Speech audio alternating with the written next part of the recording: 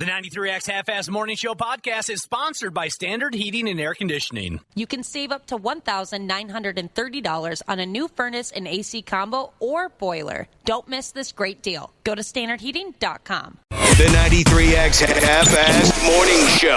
93X. When you don't smoke weed for a little bit, like, it's crazy. Like, you have feelings. You know, like, something will happen, and I'll be like, hey, I don't like that. As opposed to, like, 7 years of just being like, it is what it is. Swag, or whatever. You stopped smoking weed? I did. You, without knowing it, were kind of a reason for this, because I've always been very stoned on your shows. I don't know if you know this, everybody. That makes two of us. Yeah, there you go. Smoking weed kills your brain cells. Drinking only screws up your liver. You got two of those. It's showtime!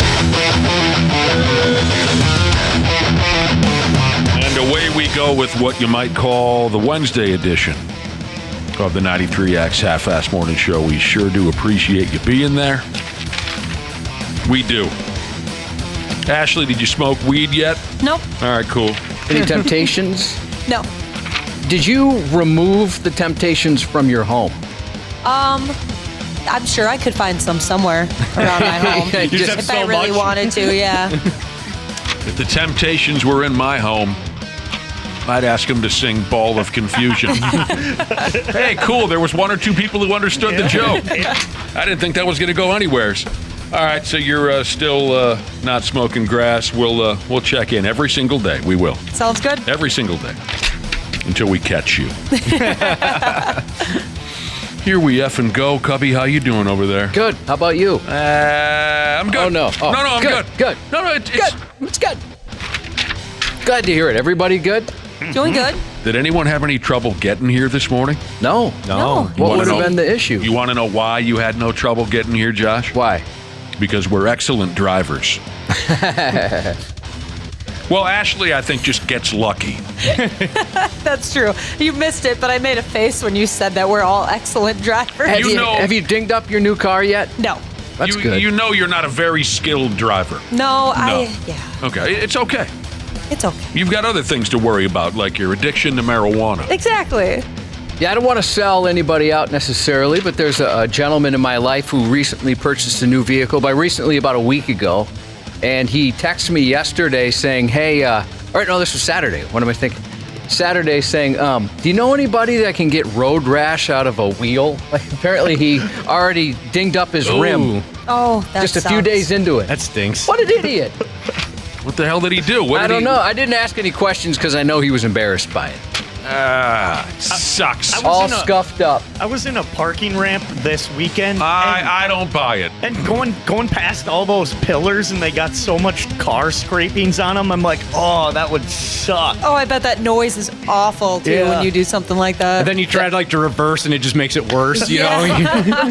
That's how my wife's grandma, may she rest in peace, her grandma, not my wife. Oh, that's how she died? No, that's how they decided it's time to take her license away. Oh. Is when there was more yellow paint on her white car than there was white paint. But a lot of those yellow pillars had white paint from her car. Sure. They just decided maybe grandma shouldn't be driving anymore. Didn't go over well, by the way, when they told her we're taking the keys. Nah, there's never been one old timer who said, okay, fine, sure, take my car keys. You know what I You're mean? right.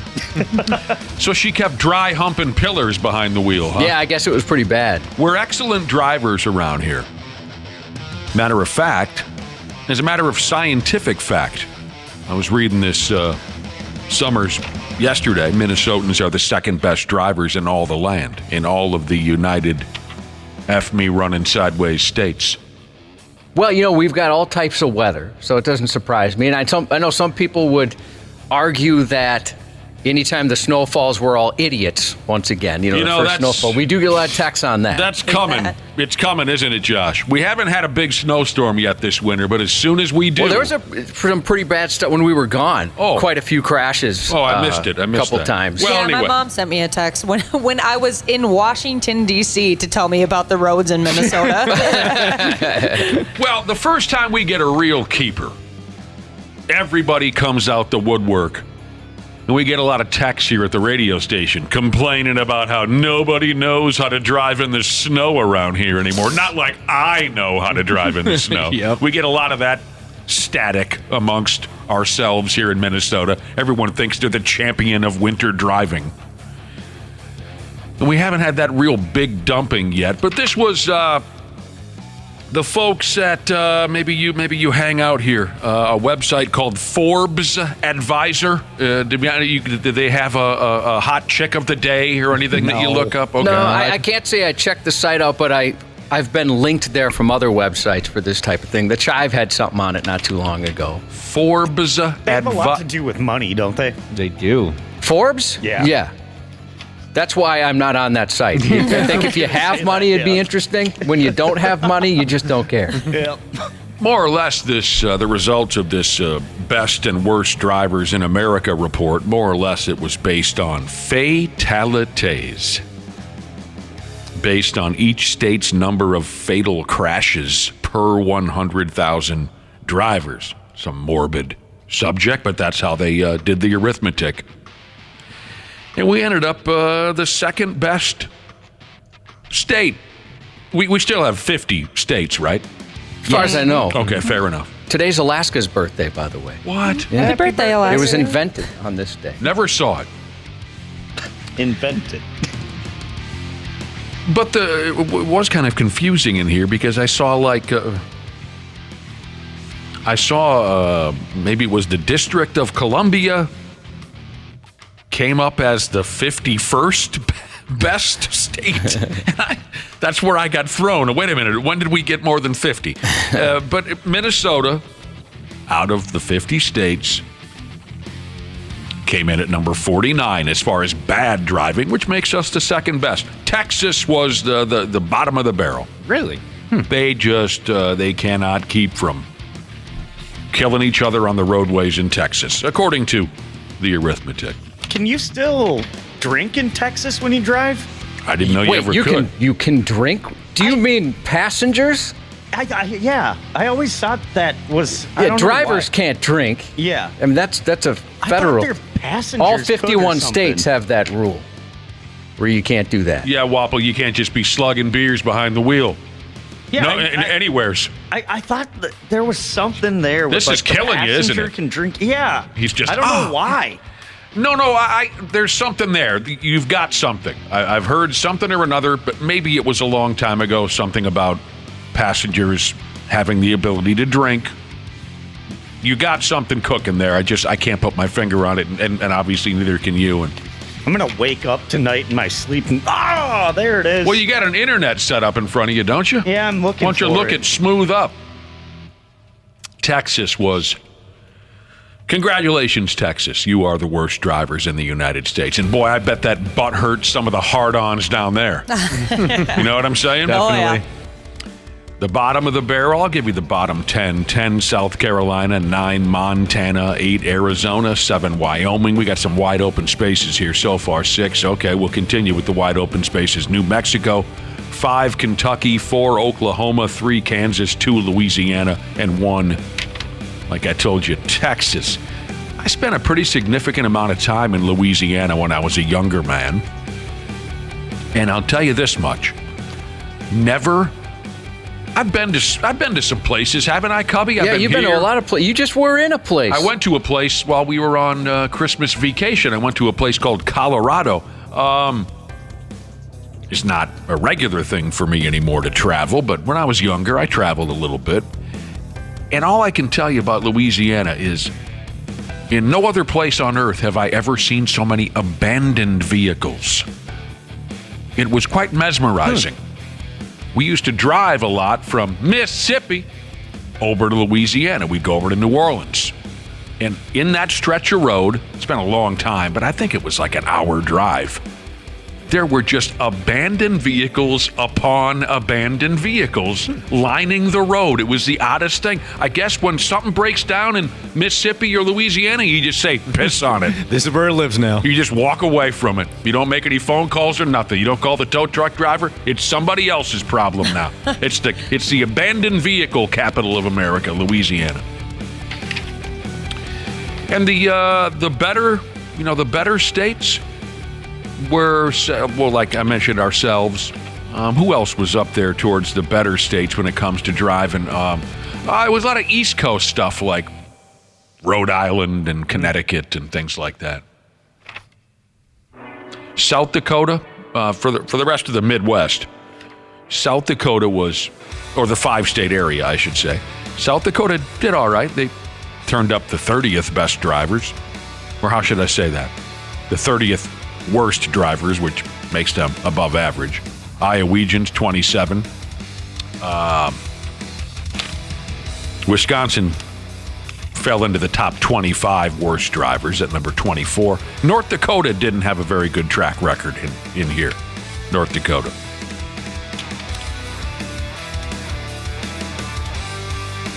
But how about all that? I've said it before, I'll say it again. We always seem to win kind of the lamest contests, don't we? Yeah. Oh, that's a pretty good one, I think. I mean, You're talking about deaths. I'm here. not trying to disregard. You know what I mean. We always seem to. We come off pretty buttoned down and straight laced, and you want a World Series. Yeah. I want something like that. I want a World Series title. I don't really care how we. So there you go. I think people take pride in being a good driver. This is a good one. Yeah, they do. So, you're one of the best I've ever seen, Jack. I don't think so. Behind the wheel of a motor vehicle. So I just found out that in Texas, the driver can have an open container, but you have to be below 0.08. So an open container is different, though. Yeah, like they could be. From what I'm reading, you can have a beer open, but you have to be below 0.08. Okay. Right, That's open very is different than drinking. That's what I'm saying. Is the law is you can drink as long as you're. Yeah, it says that you just have to be below 0.08. That is very interesting. I've heard it before. Yeah, I know a lot of people in Wisconsin that think that's the law in Wisconsin too. I'm sorry. I know a lot of people when I lived over there. Roadies were a huge thing, like to go drinks at a bar. If you didn't finish your drink, they'd Right. just be like, "Hey, I'm gonna take it to go," and then just drive with it. They think they're cute over there. happening? Minnesotans invented road sodas. Don't let Wisconsin try to talk you into this and that. Minnesotans, my family specifically, invented road sodas when they got here from Germany in 1807. I'm tired of Wisconsin claiming, once in a while we take a drink in the car. Yeah, okay. Yeah, you're the best ever. Welcome to the club. special. The most scared I've ever been on the road was in Milwaukee. I thought, this is insane how fast people drive around here. Really, I've never been there. Chicago wasn't as bad just because you couldn't move. Right, yeah. Any time of the day. It's tough to be fearful when you've moved 10 feet in 10 minutes. And Okay. it could be 3 a.m. in Chicago and it's still backed It up. doesn't make any sense. You see, the last time those were my experiences the first few times I went to Chicago. It's so locked up there 24 hours a day, right? Those were my first experiences in Chicago. But the last couple times I've went there, traffic has loosened up and woo-wee do they go for it. Is that right? The last time I went to Chicago, which was, what is it now, January? This was probably June of last year. June, July, something like that. I drove to Chicago. And I'll be damned, do they get things cooking the closer you get to that city. We were absolutely flying down the roadway at 85, and it was like I was parked on the shoulder. Although during the pandemic around here, people all of a sudden souped up their vehicles and decided they're going to double their normal speed. That was a thing for a while. And just less folks on the road. You're damn right about that. It was lawless there for a while. And, speaking of my recent trip to Colorado, we got off the airplane in Denver and had to, we rented a car and went about an hour north of Denver. They don't play games over there either. Man, you can just let her buck.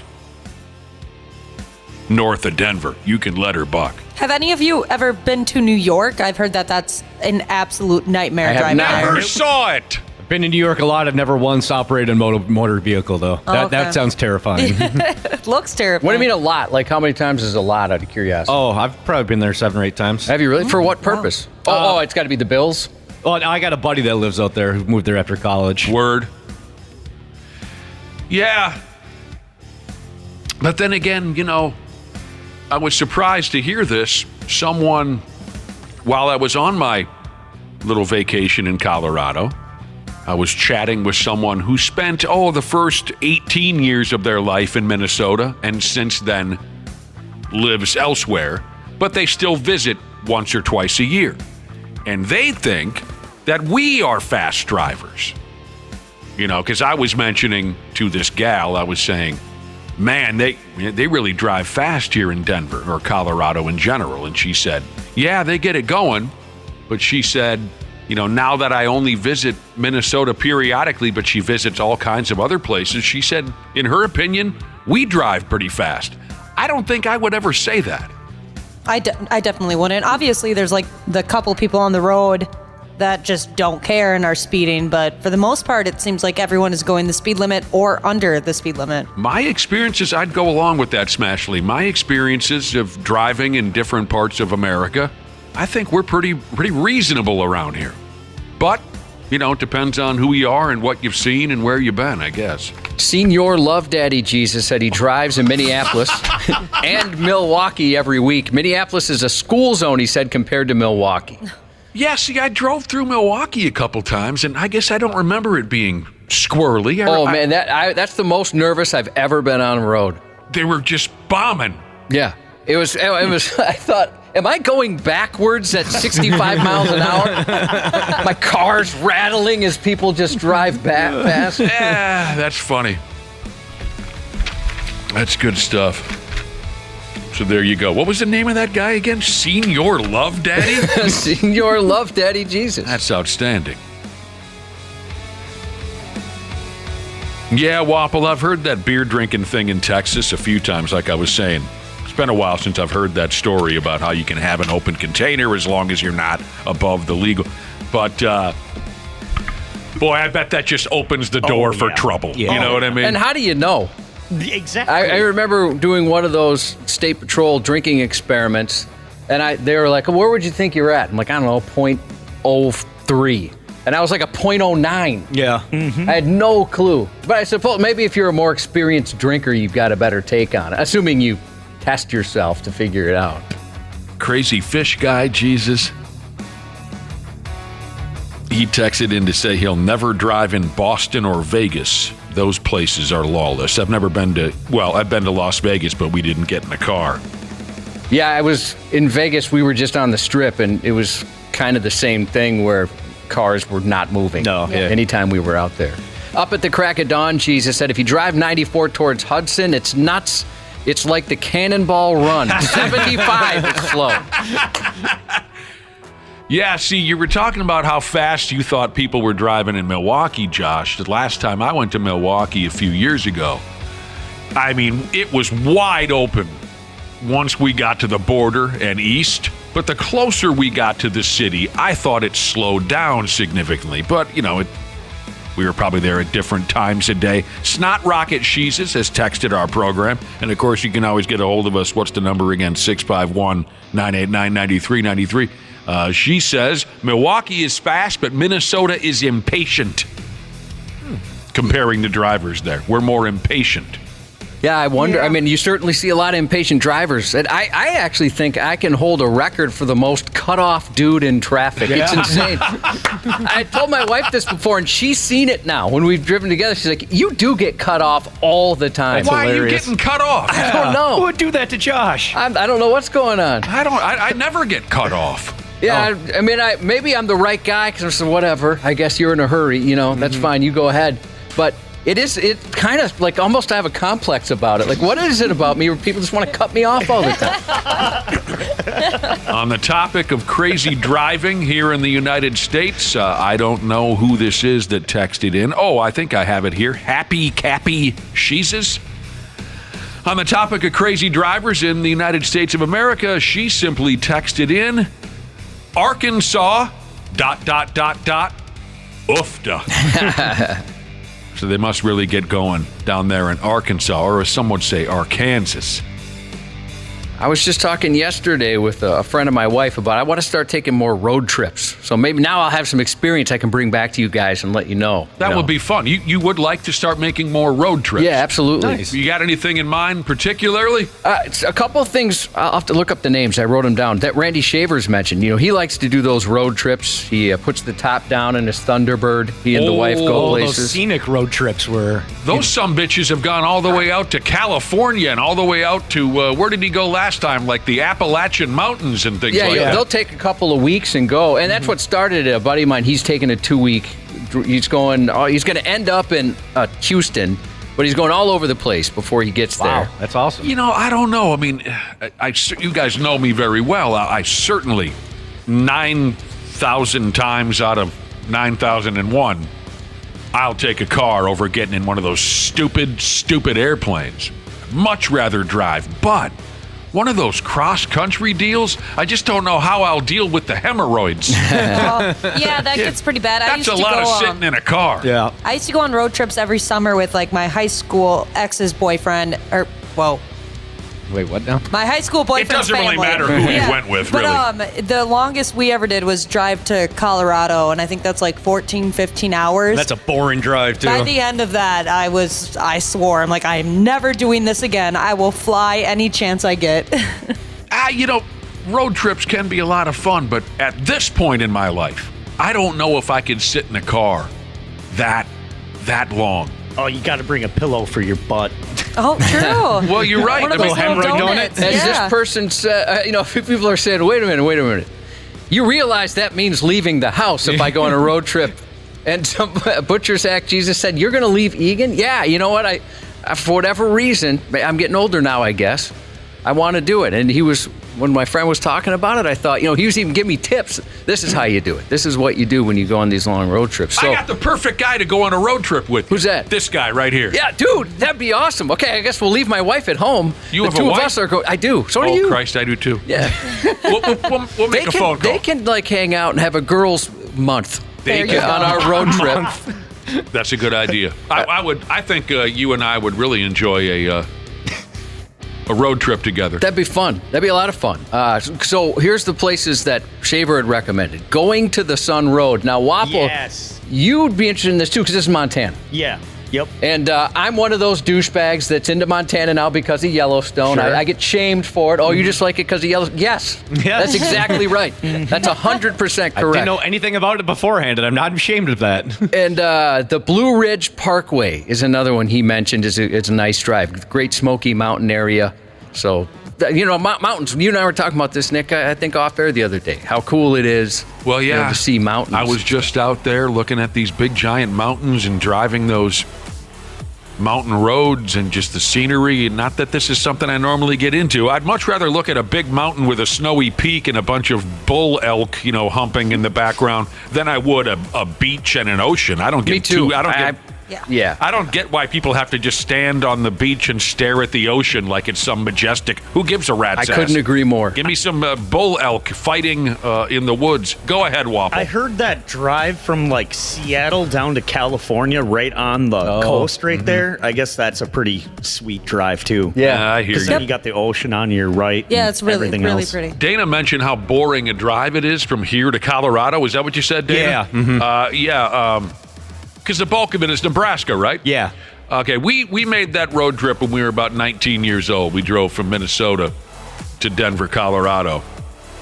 And let me tell you something. From that particular road trip, you know what makes Nebraska a lot less boring? When you drive, this is my experience when I was 19, when you drive in the dead of night during the most violent thunderstorm in Nebraska history. Oh, no. I hated it. No one wanted to pull over. There's no one on the road. We're being blown sideways with a U-Haul behind us. Just torrential rain. And I said, boys, you don't want to pull under an overpass for a few minutes? No, the rest of the boys want to keep going. Oh, man. So scary. I bet that's kind of fun, In the looking back, right, yeah, specifically. At the moment, I thought, you realize we're the only people driving. You roll the windows down, we can hear tornado sirens. We're the only people. We're going to keep going, huh? I'd be the exact same as you. Yeah. I'd be that guy in the car, like, you guys are morons. What are we doing? But then afterwards, be really glad that they were morons. I tell you what, that vehicle was clean when we got to Colorado. I bet. Oh, I'm My sure. God, it rained like 11 inches in 25 minutes. It's like, what are we doing out here? But you're right. Looking back, I thought that was kind of cool. A couple of texts on the road trip topic. Somebody recommends I don't go to Glacier National Park because it'll ruin any other part of Earth for me. It's so beautiful. Dang, really? Glacier? Where is that at? I've always wanted to go there. Where's that? It's in Montana, right? Yep, National Park in Montana. Yeah, people are saying that's the one. And then this person says, I'm terrified of heights, but the going to the Sun Road is forever my favorite drive I've ever experienced. A lot of folks in our listening audience have been on some cool road trips. It does sound cool. Again, I don't know what I would do with all the hemorrhoids. We'd have to take a lot of breaks. I want to get cut off in every state. Yeah, there you go. It's likely for me. What a goal. I even rednecked up my truck, and it doesn't matter. You do have a cool-ass pickup. They wouldn't even... They would think you are born and bred Montanian if they saw your pickup truck. That is interesting that you get cut off in a truck, because that's like the last... If I see... Like, that's the last vehicle I would ever cut off is a truck. I try to stay away on the road. Yeah, you do have one of those don't cut this guy off pickups. Maybe that's it. It's a challenge. Yeah. They're looking for trouble. I went to Montana once before. Well, how many times have I been there? Well, I guess once where I spent significant time there. It was a long, long time ago. Went to Red Lodge, Montana. Hey, same as me. Really? Yeah, that's the only time I was in Montana. Red Lodge. Is there like a touristy thing there that brought you? No, for a friend. Both you guys? No, one of my best friends lived there for a while. So we went that a ways. Were you there to see my friend too, Wapple? Yeah, I was. No, we were traveling with another family, and they wanted to go out there, so we kept our trip going. But I told this story before. I was in Jackson Hole, Wyoming, and there's a bunch of bars and stuff and patios and all that. And I was walking on the sidewalk. I saw a quarter, so I'm like, sweet, quarter, gonna pick it up.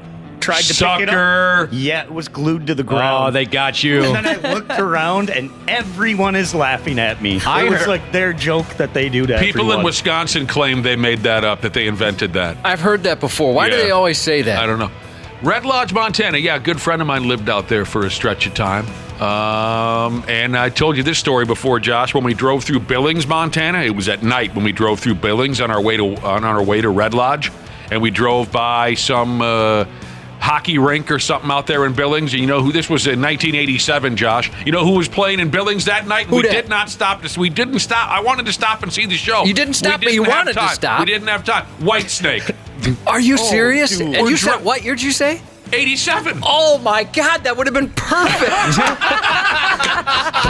I told you the other day, I've been watching all these live Whitesnake videos from like between 87 and 91. Yeah. Man. We drove into Billings, Montana. The sun was coming down. It was just a beautiful sight. And then I looked up at a venue and it said, tonight only Whitesnake. And I said, we gotta stop. It was the same group that wouldn't stop for the thunderstorm. They didn't want to stop to see Whitesnake either. Well, they're consistent, I guess, in making bad choices. I bitched for the next 3 hours. I bitched that we weren't sitting at a Whitesnake show in Billings, Montana. Imagine the damage we could have done with the local ladies at a Whitesnake show in Billings, Montana. Banff. That's another one that people are recommending. And my wife actually has been bringing that up. That's where she wants to go. That's on my list as well. My oldest sister went there for their honeymoon. Oh, lucky. That up in British Columbia there, and Whistler. That's in British Columbia too. I want a snowboard Whistler so bad. Dude, that has been on my list for Whistler years. Whistler will just chew you up and spit you out, Wapple, while you're on your little stoner snowboard. I bet it would. You'd be smiling the whole time, though. And I'm afraid of heights, too, but I want to do that heliboarding stuff where you go up in a helicopter and you Dude, drop down. You crap your pants. I'm not afraid of heights, but I'd be afraid of that. Yeah. I know, but it looks so sweet. Zombie Jesus said that I should hold his beer regarding getting cut off. Tried driving a tractor trailer, I get cut off by everyone. I do see that a lot. Mm-hmm. And I assume it's because we know you're good drivers. You think, these are the kings of the road. Yeah. They're probably not going to rear end us. Yeah, I don't do it. but just out of courtesy. But I certainly have seen that. Yep. I still even help the truckers out with all the signals and stuff like that. Like, okay, you can come over, it's clear. Hey, you know what I want to do? Yeah. What are the flashing or turning on and off the lights and stuff like that? What do you do? I always thought that you flash the driver when you're behind them if it's clear for them to cut over in your lane. Okay. So, like, if they want to move over, then you flash them, and it's like, okay, get over, bud. Yeah, maybe our trucker friends can let us know. Yeah. And maybe they actually don't like that. I don't know. I've never done it, but I've seen that. Or I've seen the trucks do it, and I've always wondered, like, what do you do? I thought that when the trucks flash, too, you're clear to move back over. Like, if you're passing around them, and then they'll flash you to move over. Take it from the son of a truck driver. Knock it off. They don't like it? This is the first time I've ever heard of this. They don't need your help. They laugh at you when you do that, Wapple, and then they plan on kicking your ass if you stop at the same truck stop that they do. Everyone wants to kick my ass. Then they see you and they go, I bet that's the same kid in Jackson Hole, Wyoming, who tried to pick up a quarter on the sidewalk one day that was clearly glued to the sidewalk. All right, road trippers, we got to take a friggin' break. We'll be back here in a minute on the all you people road tripping everywhere. So I'm going to look some of these up. Me and Cubby will plan our trip, and we'll get back to you. We'll return here in a minute on the Half-Assed Morning Show. Half-Assed Morning Show. They're loud, they lose control, they do their little circus act. They're a nuisance. 93X. Our experienced and certified technicians at Standard Heating have been trusted to keep our fellow Minnesotans comfortable and confident for over 90 years. We're ready to do the same for you, providing comfort you deserve since 1930. Standard Heating and Air Conditioning's 94 years of business celebration is going on right now. You can save up to $1,930 on a new furnace and AC combo or boiler. Don't miss this great deal. Go to standardheating.com. The NFL playoffs are almost here, and it all starts with Super Wildcard Weekend, presented by Verizon. Give me everything you got! 12 teams, 6 games, 3 days, and one epic weekend that kicks off with a Saturday doubleheader, followed by a Sunday tripleheader, and ends with a Wildcard Monday.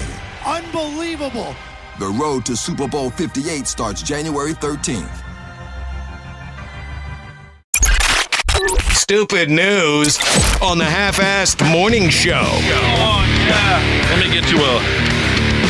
me get to a couple of text messages before we go headlong into the stupid news here. And the text messages are can't say enough. Even though our current text message machine, I think, is a pile of trash compared to some of the others we've worked with. It just doesn't work that well. Despite that, we love having the text messages available to us. We dig having that line of communication between ourselves and our listening audience. 651-989-9393. It's always there for you to send something our way. Most of the time, folks just have, some cute comments directed towards us. Other times, folks will send in heartfelt messages to others in hopes that we will read them on the air. Mm-hmm. I got one here a few minutes ago that's, it's touching. It's a guy sending a message out to his wife. Nick, I need some good vibes for the wife. Her name?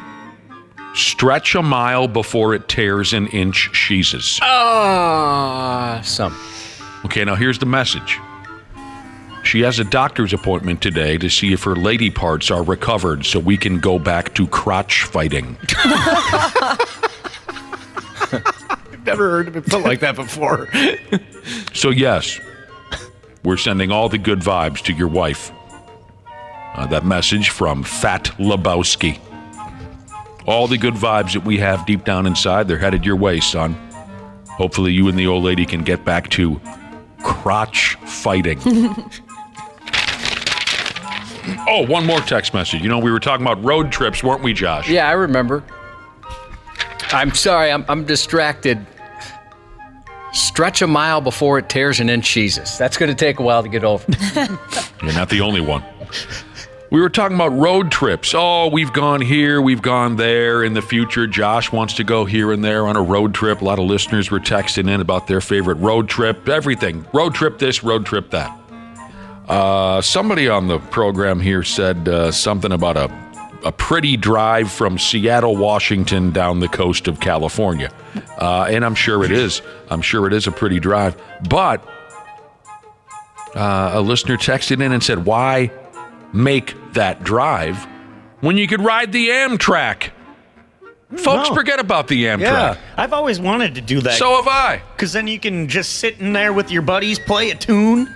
A tune? Yeah, that's how you do it. What do you mean? You play musical instruments on the Amtrak. Oh, then so everybody hates your guts? Yeah, going across country. Are you sure you're not thinking of riding in a boxcar? I actually just saw a movie where they were playing music on the train, Waffle. So, We're not talking about in a boxcar with you and an acoustic guitar. We're talking about an Amtrak train with are you talking about the Kenosha Kickers from the movie Home Alone? Don't they have a bar? Like a bar cart? Yeah. Yep. Well, I'm sure. Yeah, they serve you booze on the They even have on some of those Amtrak planes. You get like if you Amtrak pay trains. more, you can get like a whole room to yourself. Yeah. Nice You little said bed and everything. planes. Oh, yeah, you got a room. Yeah, you get it. Yeah, sure. I've always thought about doing it.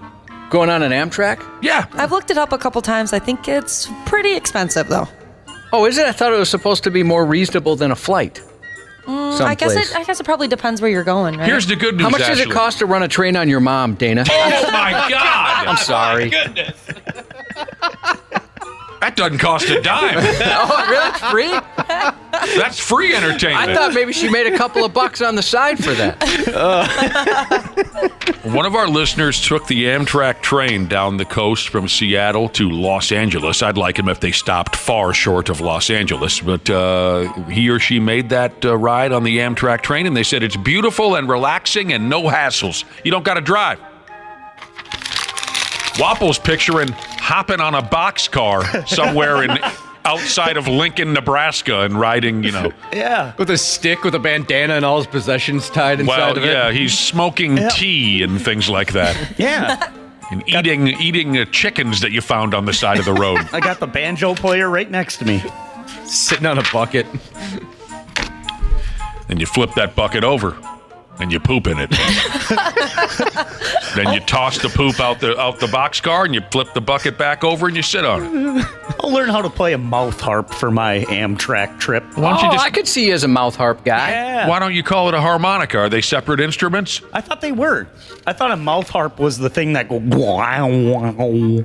Oh, that's something. Yeah, I don't know if it's called a mouth. I see where you're going with that. The twanger. Yeah. The mouth twanger. You're right. Yeah, it makes a boing boing sound. What's a popular song where they've used the mouth harp? It's right in my head, Summers. There's a song that everybody knows that starts out with that. I'll get back to you on this. We better get into the stupid news before folks lose their patience. Piano Man? Heart of Gold? It says here that... Heart of Gold. Something by Neil Young is a good guess, yeah. It says they use one in the Black Sabbath Sleeping Village. I want to make it my goal this year to learn the mouth harp by the 4th of July booze cruise. That'd be great. Perfect. You're going to get high and forget immediately, but that would be great if you could do something like that. No. People are losing their temper here. Now, we're not talking about everyone's texting in Peter Frampton. We're not talking about the mouth box guitar thing like, do you feel like I do? Like Peter Frampton from Frampton Comes Alive. We're talking about that twangy thing. Everyone's hollering at me. Sweet Emotion by Aerosmith. No, not the guitar, not the guitar mouth thing, the mouth harp. God, there's These are very reasonably priced. The Black Sabbath song, yes, that sounds right, Dana, but there's some big song that starts with just bow, wow, with the mouth. Forget it. Ooh, something by, Medical Device Jesus. Was it Baba O'Reilly? Whatever. Well, that was a mouth harp? Nah, I'm going to drive myself crazy here. I'm going to drive myself crazy. The stupid news. Here's a cute New Year's Eve party gimmick that I've never heard of afore. Pretty clever. What do you think about celebrating 2 New Year's Eve skis? Most of us just get one a year. That's plenty for most of us, but what do you think about 2 of them? I don't deserve 2. I only deserve 1. It's not necessary. Actually, I have had celebrated 2 in one day before. We randomly went to the Como Zoo on New Year's Eve, and they had one of those kids' New Year's Eve things where they drop the ball at noon. So kids can count down and they're all jump around celebrating. It's kind of cute to watch, actually. Yeah, one of the smartest things Netflix ever did is was it Puss in Boots? I forget. They put out a cartoon, and it was a countdown to trick your kids into thinking it's midnight, so they go to bed at a reasonable time. Nice. That is brilliant. If you put it that way, Dana, that you celebrated New Year's Eve with a bunch of 6-year-olds at noon and then had a real adult one later on that day, if you put it that way, I guess I've done it as well. Celebrated 2 New Year's Eves in one night. You guys know the story about when I went to see my grandmother at the old folks' home on New Year's Eve. Holy balls. They were cutting loose at about 4 p.m. Nice. That's the way to do it. Mm-hmm. It was quite a scene. It's midnight somewhere. I had to swing by the old folks' home. My grandmother was locked up in one of those joints, and we had broken her out for Christmas. So she spent Christmas with us, but we had to bring her right back to the Blue Hair Motel a couple days after Christmas. And then we realized that she had forgotten all of her gifts at the house. And I was put in charge of driving her gifts from Christmas over to the old folks' home. And I walked in there on the afternoon of New Year's Eve, and there was not a live human being to be seen. And I said to the front desk lady, I said, well, where are all the old timers? And she said, oh, they're celebrating New Year's Eve in the lunchroom, ballroom, whatever. So I went over there, and I ain't kidding you. It was like 3:34 in the afternoon. I pushed open that door, and it was full on. Oh,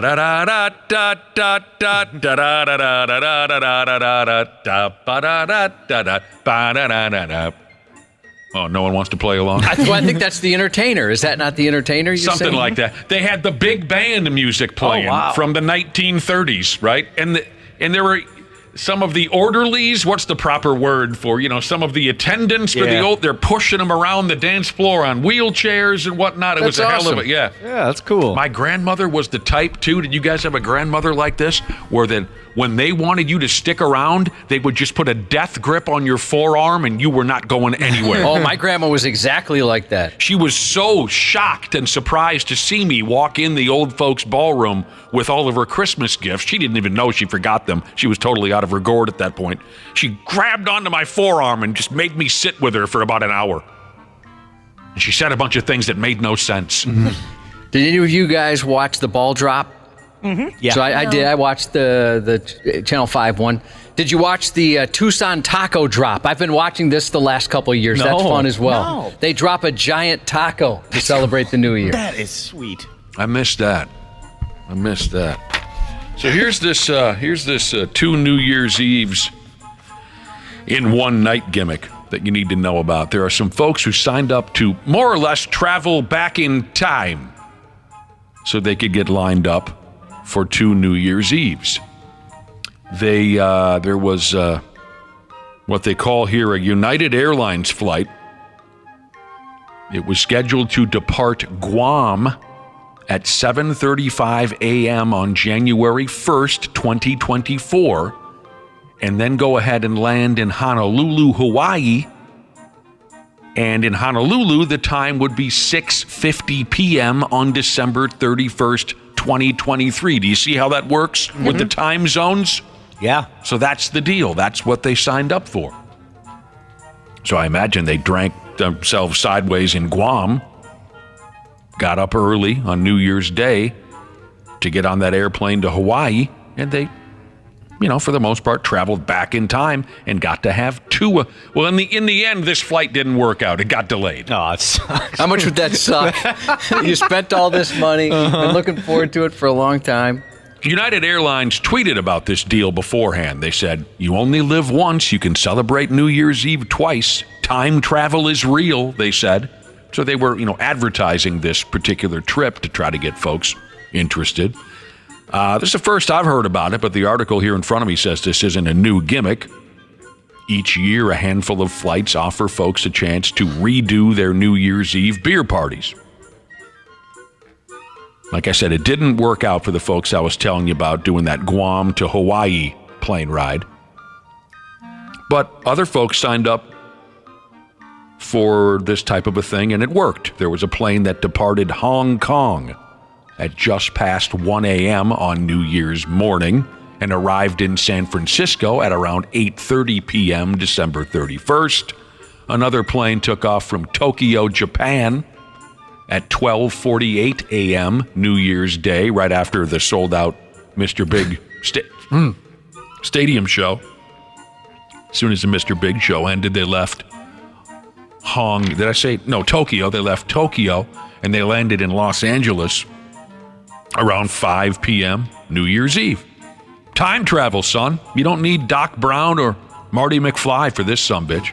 Don't you think it's one of those things where afterwards you're like, oh, all right. Yeah. I guess, well, we did it. Yeah. We're probably not going to do that again. I would think it'd be underwhelming. I do too.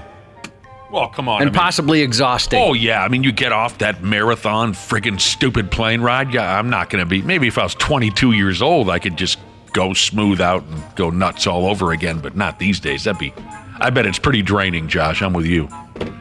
People are telling me there's, in Idaho, they drop a giant potato for New Year's. That's hilarious. That's good. I'll have to watch that one next year. We ought to do something around here. We ought to drop a walleye out of the sky or something like that. Fun. All right. This is hot stuff right here. I got to warn you. I don't have the first clue what it means to be a chancellor of a college, but it sounds like a pretty important gig.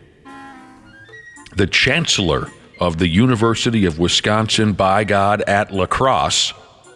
He goes by the name of Joe Gow. I think that's how you say his name, Joe Gow. He got gassed a few days ago because he was making crazy hot porn movies with his old lady, and then they'd hang him up there for everyone to see on that OnlyFans setup. He got fired for that. That seems to be a thing, right? Mm-hmm. People in education are around there. Is it chancellor just a ceremonial position, or is that like a real position? I have no idea. I thought it was just kind of like you weren't necessarily working for the school. I can't remember. But, yeah, it seems like how many stories have we heard lately about this? Teachers getting canned, principals getting canned, whatever. Mm-hmm. It's OnlyFans thing. It's big. It's big. And I'm sure someone's going to text in and say, well, teachers don't make enough money, and you're right. And so they supplement their income by giving each other BJs on OnlyFans, I guess. I don't know. Josh, you're right. They serve as the ceremonial and public leader of the institution. Yeah, I thought it was kind of like a figurehead type of person. I remember we had one at our graduation. He was wearing at the University of Minnesota, wearing one of those really fancy robes, and you shook his hand when you walked across the stage. That's the chancellor? That was the chancellor. All right, fair enough. I gave him a hug, though. He didn't really appreciate that. No, he didn't. Well, because you always linger, and your hands wander. So again, this guy was the chancellor of La Crosse University over there in Wisco, but they fired him. He had some porno movies going around on OnlyFans with him and his old lady, pumping each other's brains out. And according to the story, he was, quote, shocked that he got let go. He said he thought that his bosses over there at the college would be a little more understanding. All right. He also says he has no regrets, which is a very popular move these days. Nobody wants to admit that they regret anything these days. So, some look at it, I think, Josh, I think it's either straight up arrogance that won't allow folks to admit regret, or some look at it as a sign of weakness or something odd like that. And don't get me wrong, the guy made some porno movies. So what? He wasn't hurting anyone. I'm not saying that he should feel regret. I'm just commenting on this no regrets movement. Because in some cases, people have done things that they absolutely should regret. Yeah, there's no reason they don't regret it. You should regret it. Right, but they won't go ahead and actually admit that. It's I can't think of any specific examples right now, but I know we've read stories on this show where someone did something just asinine, and it more or less ruined their lives and a few other people's lives as well. And they say something like, if I could do it all over again, I wouldn't change a thing. It's just so strange. A recent example would be people who run those scams where they're scamming old people, right? Telling them, hey, we kidnapped your granddaughter, whatever. They interviewed a guy, and they're saying, how do you not feel like a terrible human being, what you're doing? I mean, get a real job. Right. And he's like, hey, it's their fault for falling for it. I'm not doing anything wrong. I'm earning a living. They're the ones that fell for it. If I could do it all over again, I wouldn't change a thing because it's just part of my life, Gross. People have become so effed up. But anyway, back to this Gao fella. He's 63 years old and still breaking one off with the wife and making porno movies. Good for him. But he did argue that his videos should be protected by the First Amendment. He said, I thought the board, he works for some kind of a board, a school board, whatever. He said, I thought the board, given their staunch support of free speech, would be a little more understanding. He thought nobody on the board would have a problem with his porno movies. Sorry. Yeah, I was just going to, one more thing. He questioned how the board even became aware of his videos.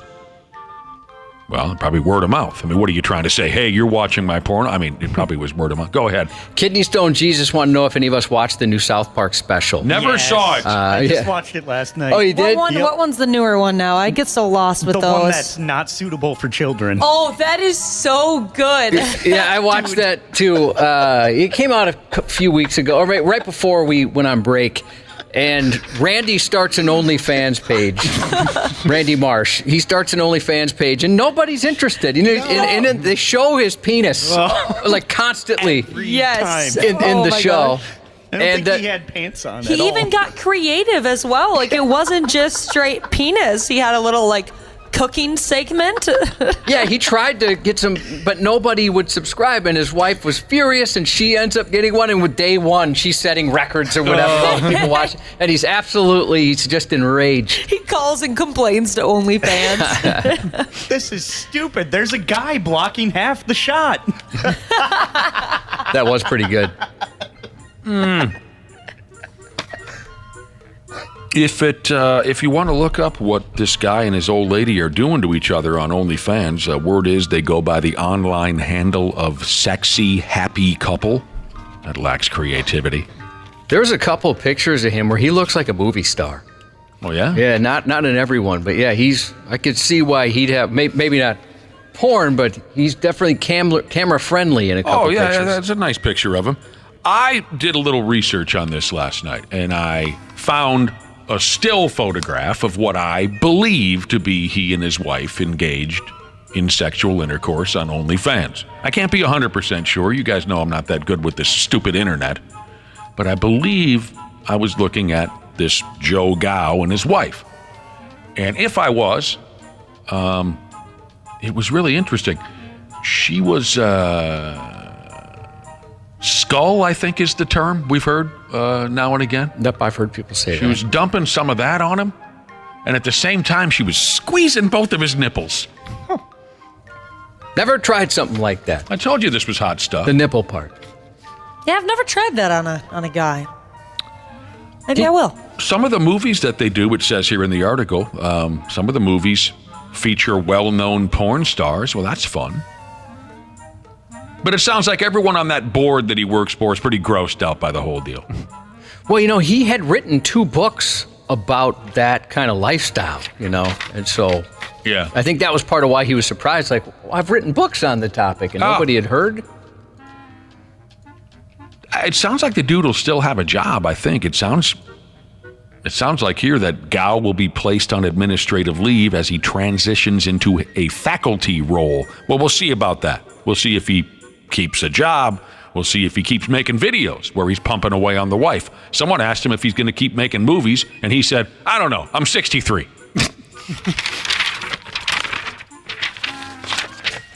What do you want from me? There's only so many bullets in the chamber, for Christ's sake. I'm 63 years old. All right. Fair enough.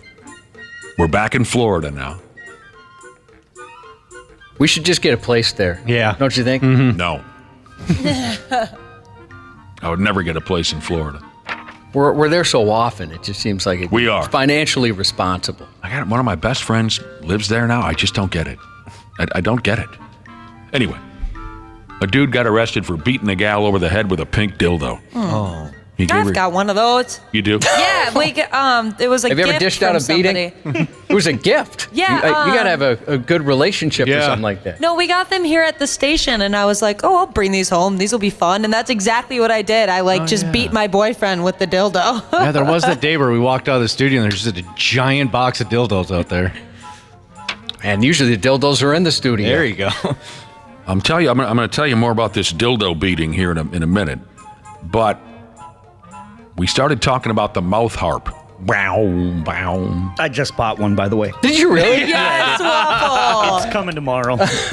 I've always wanted to get one. What were those little mini guitars I was looking into? Ukulele? No, well, yeah, ukulele. There was there was some kind of mini guitar craze about a year ago, right, Josh? They still make some of those, and they have like signature guitars from big guitarists. I've been tempted to get a couple of them. Where there are only like 3 or 4 strings. Oh, well, no, these ones are 6 strings that I'm thinking of. There was a craze a while back of these mini guitars, maybe like a box guitar, that only had a few strings, and it looked easy to learn. Maybe you could find that on the internet. So, Wappo, you learn how to play that mouth harp. A Logue Mini? Whatever. Mini guitar. Logue, I don't know. But where I'm going with this is... Oh, now I see exactly which one you're talking about. You know what I'm talking about? Yeah. How much do one of those run? Because if I picked up one of those mini guitars... looks like $53. $53? So I thought you were going to say somewhere's in the thousands. Yeah, it even comes with learn to play guitar book, too. That would be great. Wapple, you're insane. They're over $1,000. Nick, I know you're not online. I'll just buy you one and you can pay me back. At any rate, we could put on a pretty good show. So we started talking about the mouth harp, and I was trying to come up with, there's a friggin' song that starts just with simply a mouth harp. What is it? And I couldn't quite. I believe a listener has tapped into what I was thinking. And someone mentioned The Who a while back, and it sounded correct. Join Together with the Band by The Who. That's the one. I believe that's the one I was thinking of that really features a mouth harp. Thank you to this listener. Maybe they're not so little. For whatever reason, I'm picturing them as undersized from a normal. Josh, it was all over the internet about a year ago. They're little. I should stop saying little. They're guitars with only a few strings, but yet you can make them sound legit. Yeah, and they always look like it's a box. Yeah. A lot of them are box shaped. Yes. All right. Sorry, I had to get that off my brain before I had a nervous breakdown. That barrel bow. This is what I'm talking about. This is one of those small playable guitars. This is a Paul Gilbert of Mr. Big. It's beautiful. His signature guitar. I mean, his actual signature guitar is over $1,000. Here's one for $250. But there's 6 strings, and I can't do that. I can't. I've tried to play the guitar before. It's terrible. I could play the intro to "Shot Down in Flames" by AC/DC, and that's it. It's a good start. No, it wasn't. It didn't go anywhere for me. Okay, back to this dildo beating. A guy gave his girlfriend the dildo beating of a lifetime. This was on New Year's Eve. Right after the calendar flipped on over to 20, then 24, the dude flipped out on his lady, and he beat her over the skull with a bright pink dildo. She's fine. The dude here, he goes by the name of Stephen Nerdin. He's up to 38 years old now. Now, here's what caused the guy to come undone. His lady friend told him that he should look into picking up a can of erectile dysfunction medication because apparently he wasn't getting her done in the sack anymore. And when the dude heard that, he cut loose with his little tantrum and beat her over the head with a dildo. Also, this ain't right. When the dude flipped out, he allegedly took the dildo and he shoved it into her mouth. Oh, no. Oh, what? That's not right. No, It's not at all. Oh, man. She also said that he punched her in her left eye. This guy sucks on many levels. Mm-hmm. Yeah, he does. Once the cops cuffed the dude with the boner problems, he said he didn't remember using the rubber dong as a weapon on his girlfriend.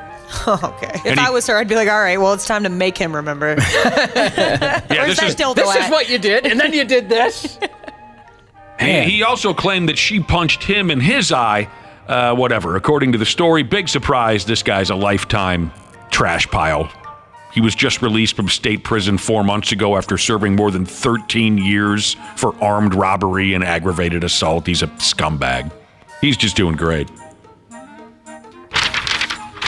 Now, we ran out of time. We were going all over the place with this guitar and the mouth harp and the this and that, but I had a good... I really did. I enjoyed it. But that wasn't right when he took the dildo and just... No, that's disrespectful. Here's the thing. You guys could do that to me and I wouldn't tell a soul. I don't want anybody to know that happened. Actually, bring it in tomorrow. Go ahead. You can choke me out with the dildo, Ashley. I'm not telling anybody. It's double-sided, too. Well, then maybe you could join me. You got to have two ends. Lady and the Trampet. The double ender. Most folks only see those in the movies. Ashley's got one in the trunk of her car. Sports on the 93X Half-Assed Morning Show. We give New Year's resolutions to ourselves. That's where we're going wrong, I think. Because we're not really self-aware enough as people to know what our flaws actually are we? What we should do instead, as a society, is we should give New Year's resolutions to each other. I always like New Year's because it's so bizarre to me that we're drunk, we're counting backwards. Like, when did this tradition start? Did they have it back in ancient times, like in ancient Rome? Did they have the countdown and be like, X, I-X, V-I-I-I? Happy New Year! We got to get moving here. We got to get... Oh, I got a text message, so I want to throw your way first. You know how we were talking about it's kind of a weird show of arrogance or stubbornness or something that's led people to never admit regret. I regret nothing, even if it's something just disastrous. For whatever reason, we're too proud and stubborn these days to admit regret. We were having that conversation a few minutes ago, and there was a story I was trying to come up with a specific story. Of course, the all-knowing brother and sisterhood were all over this, and they texted this in. I remember this very well. Josh had a story, a while back, where a kid froze off one of his nipples as part of some online challenge. He dumped an entire bucket of Axe body spray or something on his nipple, and it froze it off. It was a bottle of aerosol something. Do you recall that story? Yeah, absolutely. It was like Axe body spray or something like that. Yeah. Just because he wanted to show, strangers online that he was funny, he dumps this aerosol onto his nipple, and it froze his areola to where his nipple fell off. And when the local news got a hold of this kid, he said he has no regrets. None whatsoever. No regret. You can't admit any regret for what you've just done to yourself. No, I got no regrets. I'd do it all over again if I had to.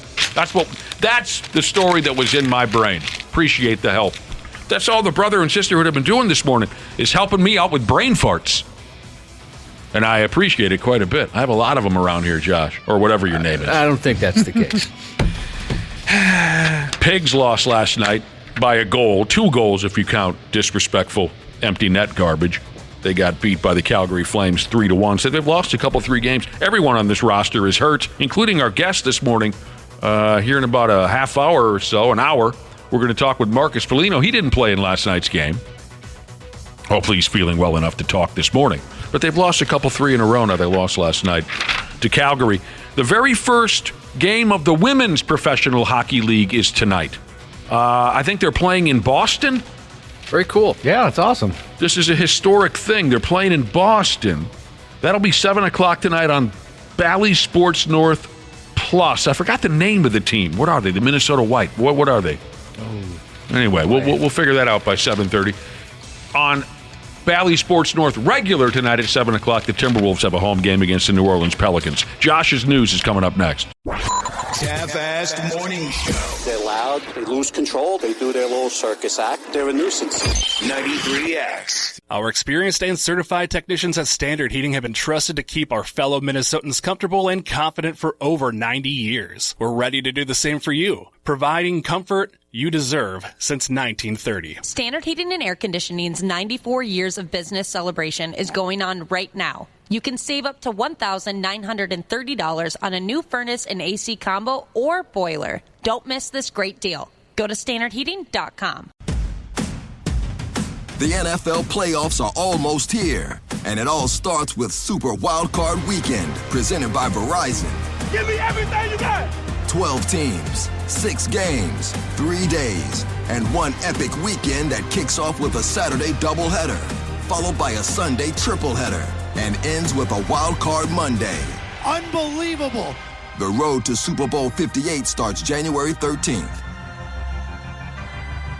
Half-Assed Morning Show. 93X. One of the hardest parts of this job is going to somebody's house in the middle of the night or in the morning to tell them that their loved one's not coming home. Despite a warning last week from state officials, more than 300 people were arrested for drunken driving over the New Year's holiday weekend in Minnesota. It is frustrating, especially with all of the messaging we do. We're making these stops, we're preventing those fatal and serious crashes, and we want people to think before they get behind the wheel and make that plan ahead of time. The Minnesota Department of Public Safety said 329 people arrested statewide for DWI, including 92 between midnight and 6 a.m. on Monday alone. With those arrests, DPS said 27,197 DWI arrests were made across Minnesota in 2023, up more than 1,300 from 2022. DPS notes consequences for driving impaired vary for each offender, but can lead to jail time, loss of a license, and thousands of dollars in legal fees, as well as increased insurance premiums. Yeah, it's a real pain in the ass if you go ahead and get one of those, but folks just keep on trucking drunk. It just surprises me that it is so prevalent still when there's so many other options out you're there. not alone. So many Ubers, Lyfts. I remember, like, New Year's Eve, I saw cops absolutely everywhere as part of this. Wapo, you can attest to how much it sucks getting a D-dub. Oh, it's horrible. Horrible. Yeah, I saw a lot of police on that night as well, Cubby. They were going here, they were going there. I heard half of them were sober.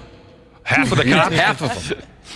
A Texas family say they feel fortunate to be safe and largely uninjured after they say celebratory gunshots entered their home as the clock struck midnight New Year's Day.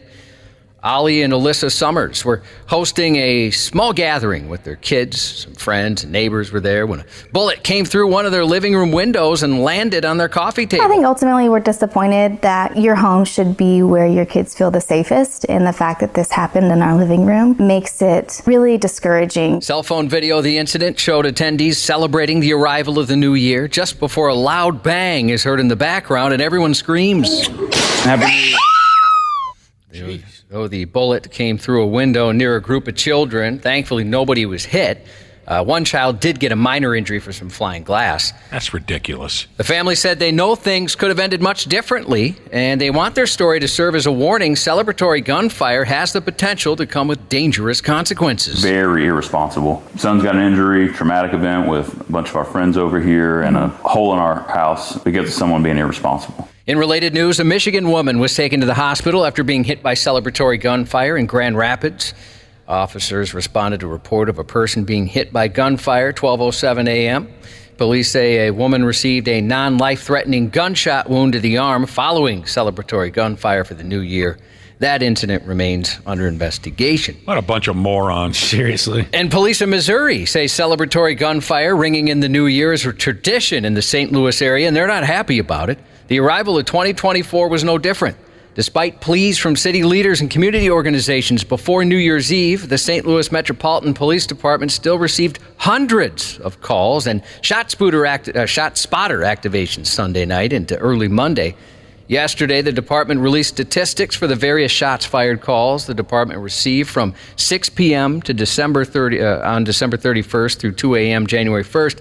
There were at least 501 separate calls. It's suspected some of the celebratory gunfire resulted in damage, and they have reported of near misses in the St. Louis area. You know who was really into celebratory gunfire, Josh? Who's that? El Guapo and his gang from the Three Amigos. Oh, boy, they sure did like that, didn't they? Yes, they did. That was a tough group of characters. Oh, my God. Prosecutors in California charged a 39-year-old woman after she tracked down a suspected package thief and struck the victim with her car. The San Pablo Police Department said Saturday in a press release the incident occurred 2:30 p.m. December 8th.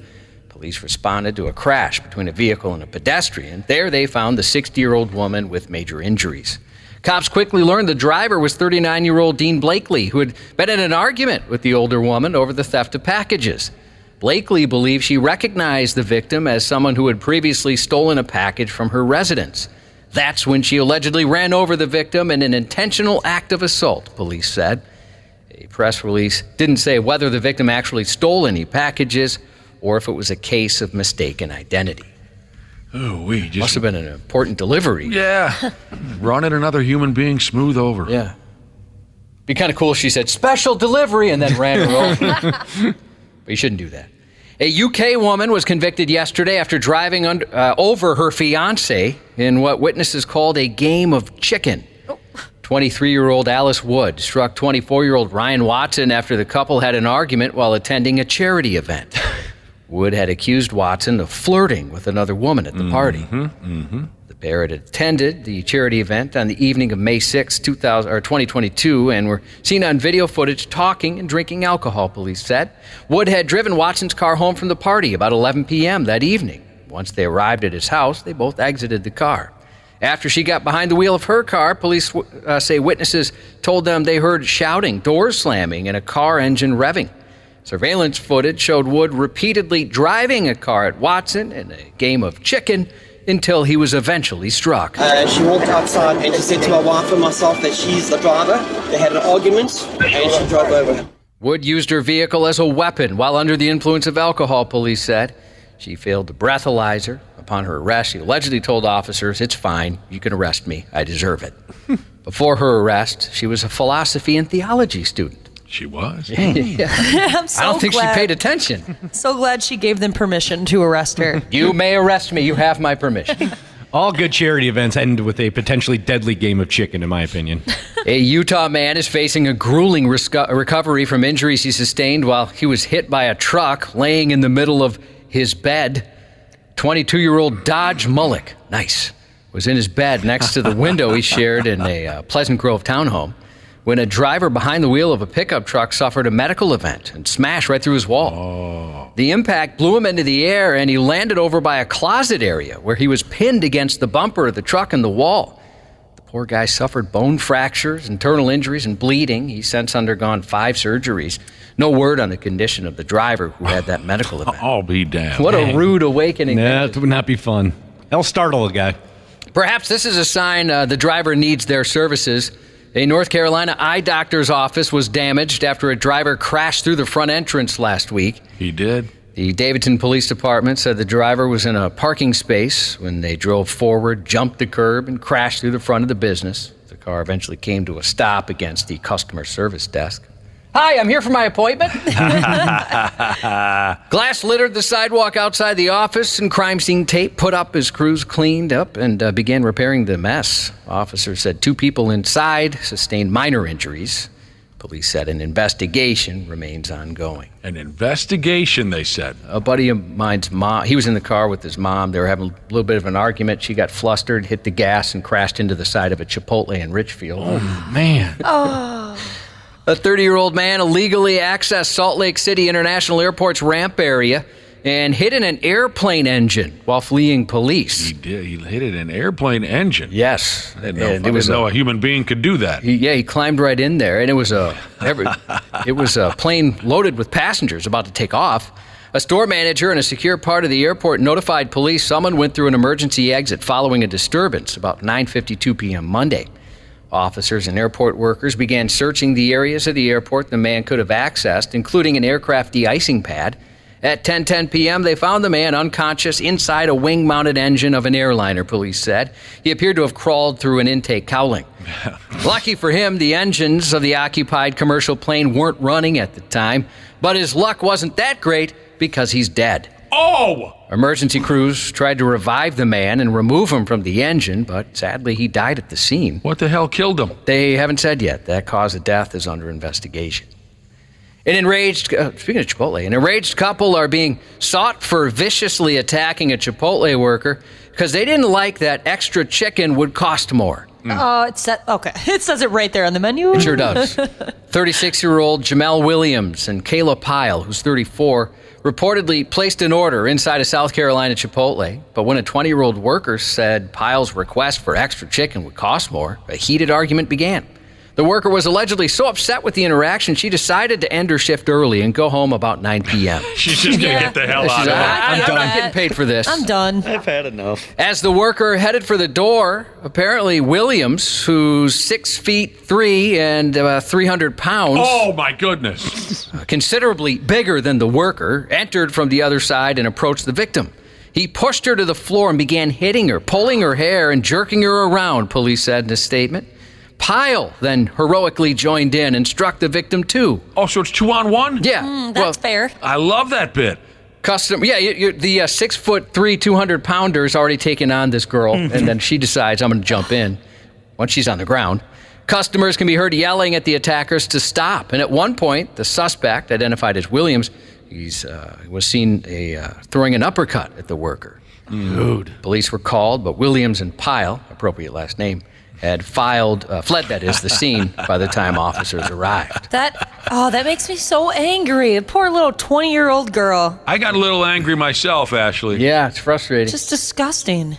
A former social studies teacher. It's one of those things like, hey, I'll give you the $2. Mm-hmm. I mean, Honestly, please don't uppercut me. A former social studies teacher at a Pennsylvania school, William Allen High School, is facing felony charges after authorities raided her home. Turns out, when she wasn't grading papers, she was dealing drugs. Police found crystal meth, cash, and 5 digital scales with white residue in 52-year-old Jennifer Bennis's home. Court records show that Bennis is charged with possession with intent to manufacture or deliver methamphetamines. She's also charged with possession of a controlled substance and possession of drug paraphernalia. She's selling it to the kids there at the school? They didn't say who she was selling it to. She watched way too much Breaking Bad. Maybe. She resigned from the Allentown School District, and Pennsylvania Department of Education records show that her teaching certifications are suspended. Yeah, so long, sucker. A home renovation project in Dallas revealed more than anyone bargained for after an unexpected item was discovered inside the wall, a hand grenade. Whoa. That'll stop work quickly. Officers responded to a call just after 4 p.m. New Year's Eve at a home under construction. The new owner located what appeared to be a hand grenade. Out of an abundance of caution, officers said nearby residents immediately adjacent to the property were evacuated. The Fort Worth Fire Department arson and bomb investigations team showed up shortly afterwards and rendered the device safe. It was actually determined the grenade, luckily, didn't contain any explosive material. But that was fun for a little while. Yeah, that's exciting. A single mom trying to sell her Florida home is scratching her head over a bizarre theft.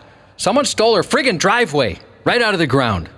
I came home. My driveway gone, Amanda said of the moment she realized someone ripped up the concrete of her Orange County home last month, leaving a patch of muddy dirt in its place. You ever heard of that before, Cubby? No, it was news to me. The mystery started soon after she listed the home for sale. Soon, several contractors started showing up to measure the driveway. When she asked one of the crews what they were up to, they told her a Tampa area man identified only as Andre hired them to price a replacement. The team even provided her text messages, purportedly showing Andre asking for the estimate and providing them with the baffled mom's address. Who the hell is this Andre? The suspicious client, however, was out of town when the contractor requested an in-person meeting and cut off communications when asked for proof of ownership. Her real estate agent, Rocky Sanchez, recalled the shock of learning what happened. Utter shock. I've never seen this before. I've never had this happen to myself or anyone in our office. Had multiple people come forward saying that they've seen things like this happen, whether it be driveways, roofs, painting, even outside the exterior. It happens more often than we actually see it. Sanchez posted about the missing driveway in a Facebook group, and they believe Amanda's the victim of a strange scam. The Orange County Sheriff's Office is investigating the driveway theft. That's effed up. Can you imagine coming home to something like that?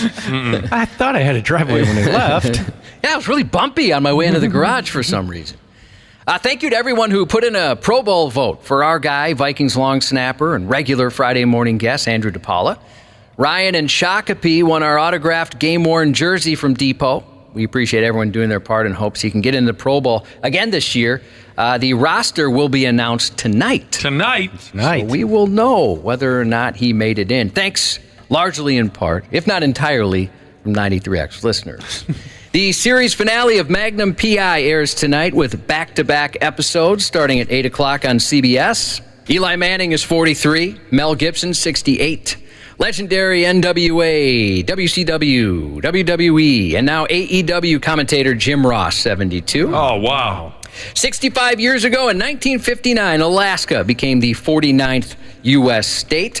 Happy 40th birthday to Nick from Insulation Hauling Jesus, and that's 93X News.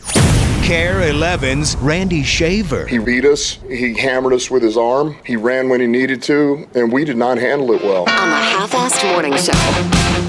He made it pretty obvious. He said it in kind of a respectful way. Like, I mean, he said, no disrespect, nothing against you. Just had to happen.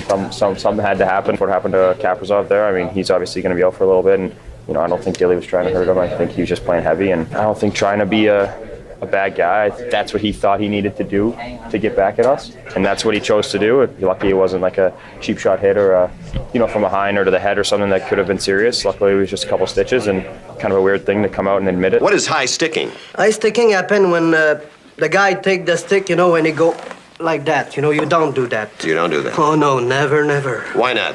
Against the rules.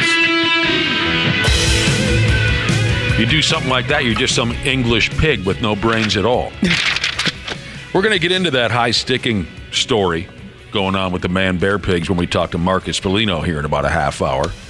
What the hell's the name of it? Hartman gave a kid from Winnipeg a high stick right to the yap the other day, and it was in retaliation for something that the Winnipeg Jets had done to Kaprizov, and Kaprizov is out now and this and that. Like I said, we'll get into it with Foligno. He knows all the inside this and that.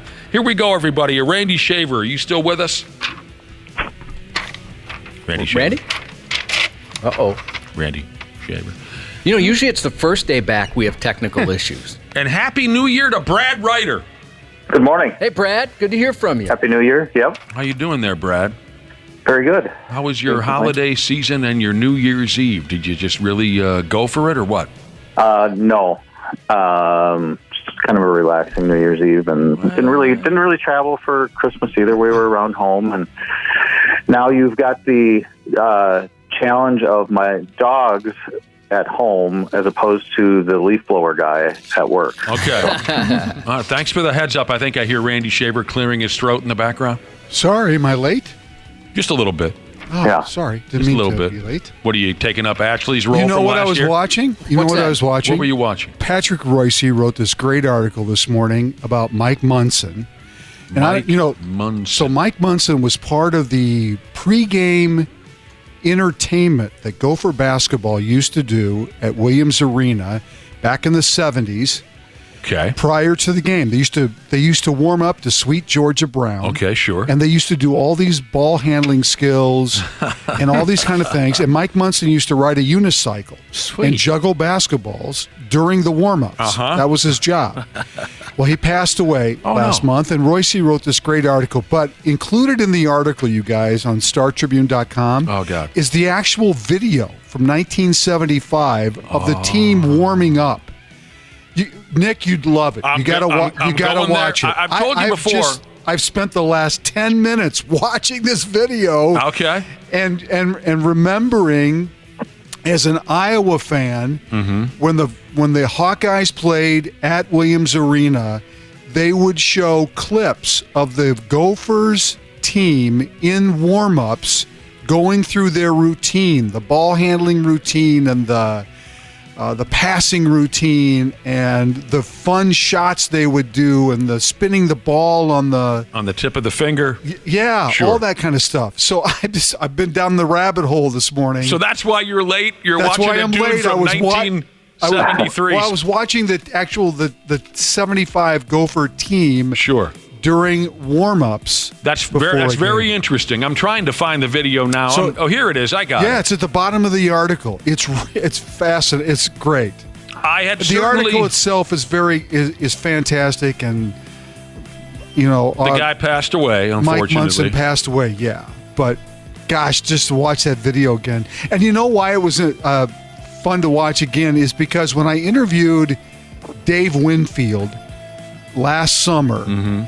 For a St. Paul baseball story that I did, and for Joe Mauer on the ballot for the Hall of Fame, the one thing that Dave Winfield said to me that he asked if I could find was the exact video basically that's in this article this morning. That's the one thing that Dave Winfield remembered as a Gopher basketball player. He said if anybody could ever find our warm-up routine that Musselman put us through, that Musselman started. Bill Musselman for the Gophers.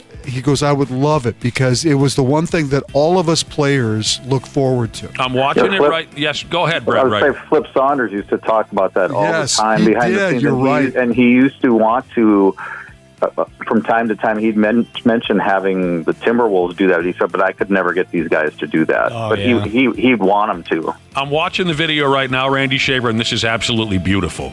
So if watching the boys, they're dribbling the ball in rhythm. They're dribbling it between their legs. They're doing cute little passing drills for the crowd before the ball game. That's awesome. This is great video. And this is why a lot of Gopher basketball fans would go to the arena early. Yeah. Because they didn't want to miss the Gophers doing their infamous, routine to Sweet Georgia Brown. And I just thought, I'm sorry I was late because I was down the rabbit hole this morning. It was just so much fun to watch again because I remember that as a teenager.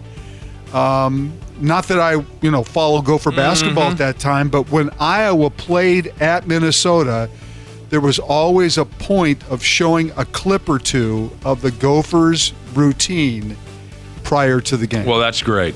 That's great. You know how much I appreciate Golden Gopher basketball then and now. Oh, my gosh. So, I mean, that was a little before my time, but I certainly have heard the stories about that era of Golden Gopher basketball. Maybe the most infamous story from that era of Golden Gopher basketball was 1972 when they had that terrible fight on the court with Ohio State. Luke Whitty, yes. And interestingly enough, we used to work with a guy here in the building, Smilin' Don. I was just thinking about him the other day. I miss Smilin' Don. I do too. He was a wonderful guy. We've talked about Smilin' Don over and over again on this program throughout the years. Smilin' Don retired a few years back, but he went to the University of Minnesota in the early 70s, and he was at the game when they had that horrible, horrible brawl with Ohio State. Yep. And, Winfield was on that team. Yes. And Don was a student, and he would get there early, like you were saying, Randy Shaver, and, sit in the student section and, show up all drunked up and everything for the ball game. And if you knew Smilin' Don, you'll find this to be hilarious because the guy was like 5'4" and weighed 95 pounds soaking wet. But he always said he was lucky he didn't get up on the court and show those Ohio State guys what for on that particular afternoon. But ugly chapter in Gopher basketball. It was terrible. Yes. It was terrible. January, I think, of 1972. Yep. Just a big effing brawl. I think there was a huge article that was written a year ago, January, that commemorated the 50-year anniversary of that. I think the Star Trib did a talk to the guys that are still around and what happened that day and how it, affected everybody. Yeah, I've read quite a few articles. Not in quite a. I haven't read an article on it in a few years. But one of the side notes about that particular day, I remember hearing an Ohio State player from that game talk about how frightened they were. Yes. Because the fight starts on the court and it's a horrible. Somebody got punched in the balls. Oh, Luke Whitty got kneed in the ball. Yeah, kneed in the groin. Yeah. Come on, walk in. Thanks for classing it up for us. But I think there was, if I remember correctly, and I forget the Gopher player. I don't. Clyde Turner? Was it? Well, or Jim Brewer. Go ahead. One of them. Corky Taylor, whatever. Corky Taylor might have been. Yeah. But there was I guess a slur that may have been said. Oh, I don't know if I'd ever heard that. Yeah. Okay. I think there was That's not fun. Spitting was part of it too. Spitting. There was something that happened that instigated that situation, and you're right. It just took off. Once Luke Whitty went down to the ground, there was an all-out player. Yeah. Brawl and on the court. I mean, we're joking around about someone getting punched in the balls, but there are a couple guys who went to the hospital. It was bad. There were guys wrapping their heads on the court and going to the hospital for concussions. It was ugly. And you're on that raised floor, so if anything near the edge, was also dangerous too. But guys stomping each other on the head. It was a disaster. But where I was going with this was there was an Ohio State player who played that afternoon who said he was really scared. And who can blame him? Once the players got onto the floor, some fans did get on the floor as well. like we were just joking around about Smiling Dawn saying, they're lucky I didn't get out there. There were fans who jumped on the floor and started beating up college kids. Jeez. And the other thing that really scared this kid at the time who was playing for Ohio State said, what people forget is there was a Golden Gopher hockey game going on next door at friggin' Williams Arena, Mariucci Arena. Yeah. And some of the hockey fans heard what was going on, and they came over to the basketball. Right. So you have to remember, Gopher hockey at that time played in the pavilion. What is the pavilion now? That was the Gopher hockey arena. So they weren't two separate buildings. They were, within walking distance of each other. Right. And so now you got drunk hockey fans that hear there's a fight going on at Willem Arena. They come over and jump on the floor. And this guy who played for Ohio State was thinking, I'm not going to make it out of Minnesota alive. Yeah. It doesn't surprise me at all. Yeah. Oh, wow. All right. I love that stuff, Randy Shaver.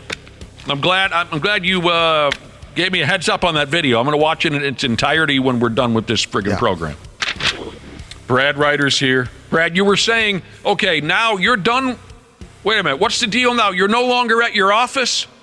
Not for a few weeks yet. I don't go back. 2 weeks from today, I go back. Okay, so we won't have to hear the leaf blower guy. He's here. Oh, you got him in today. I got to admit, I'm going to miss him. I am too. But now you're saying you got the dogs in the house, and they might make some noise for us. Right. Okay. Yeah. My dogs might bark in the background. It's going to be okay. Yeah. Okay. Everything will be okay. It's funny you're talking about that because just about 10 days ago or so while I've been home on Netflix, I haven't seen this before, the Malice in the Palace show on Netflix. One of the greatest moments in NBA history. Yeah. You should watch that if you've got any... if you got any interest in NBA history in that event, it's pretty cool. I have seen that documentary, Brad Ryder, and it's very good. And I mean, we were just talking about this recently for some reason that I was at a bar in Milwaukee when that fight happened on television, and we just had a riot. I mean, we had a great time watching that happen live on television. But one of the side notes to that story was, of course, Ron Artest and Steven Jackson, two terrific players for the Indiana Pacers, get suspended for the rest of the season. Yes. Yeah. Yep. And it was, I don't know, maybe they were halfway through the season. And the Indiana Pacers had a terrific ball club that year. The best record in the East when they got suspended for the year. That was the big controversy that came out of it afterwards. Right. That those two guys got basically benched for the entire year, and they were two of their three best players. And that ended the Pacers' chances of doing any damage, in the long term. They were a great basketball team. People kind of, I think, always think, so what? It was Detroit and Indiana. Who cares? What did it really mean? But Detroit was a good team back in those days, too, but Indiana had an exceptional roster, and that flushed the whole season down there. Yeah, and that was the interesting part of that documentary. They talked to Artest quite a bit about that, and then he requested a trade after that season and went and won a championship with the Lakers, and how he regrets that today, and yeah. Yeah, I hear you. The Malice in the Palace. I wish I would have been there. I wish I would have been there. All right, we got some jaw-jacking to do here, gentlemen, before 8 a.m. rolls around, and we're expecting a call from Marcus Foligno from the Man Bear Pigs. Hope he's doing okay. He didn't play in last night's game. I guess we'll find out what gives with that. A lot of guys who didn't play in last night's game. No, they got some. They brought some JV guys up, by God. Before we get to hockey, I was reading an article yesterday. It was very confusing. It was discussing the ways certain NFL teams might make or miss the playoffs this season. You know how confusing that stuff can get at this time of year. Yep. 1 week to go. The Vikings weren't mentioned anywhere in the article. And they shouldn't be. Okay. Well, they shouldn't be. I think they have like a 2% chance to make it. Yep. So what's the point? That's exactly right. I read another article because I thought, okay, well, the Vikings aren't mentioned in here anyway, anywhere, as far as, how they might make the... But you're right, Randy. I moved on to another article that said, mathematically, there's a 3% chance that the Vikings make the playoffs. Now, here's what they have to do. They have to beat Detroit. Which I don't think they will. Okay. I think Detroit's got something to prove this week. You said yesterday you think they're pissed off. Well, I also think they still have an outside chance to be the number 2 seed, so they do have some things to play for in Detroit. By the way, someone texted in and said it's a good thing that Gopher hockey fans didn't get on the court that day at Williams Arena because Gopher hockey fans are a bunch of Sallies, he said. He must be one of those 35-year-old Mankato State hockey players. Anyway, they got a 3% chance of making the play. They got to beat Detroit. The Bears need to beat Green Bay. Arizona needs to beat Seattle. And then you either need the Falcons to beat the Saints or Carolina to beat Tampa Bay. Did you write down? Well, Carolina's not going to beat Tampa Bay. So what do you that's mean? Not going to happen. That's not going to happen. Not even with their great leadership? With the Carolina club? No. Great leadership from their owner, David Pecker. What's his name? David Tepper, I believe. Pecker. All right, so you're not 3%. You're saying that's generous, Randy. I'm saying that there's no way. It's just not going to happen. All right. The most important part of that whole equation is the Vikings have to win, and I don't think that's going to happen in Detroit. I don't think it's going to happen either, but I don't think Detroit's going to play their starters the whole game either. Well, I think, aren't they playing at the same time as some of these other teams in the NFC? The early game, yeah. Yeah, but I think there's some other games that are happening that may influence whether they leave guys on the field or not. But so you're telling me there's a chance? Yeah.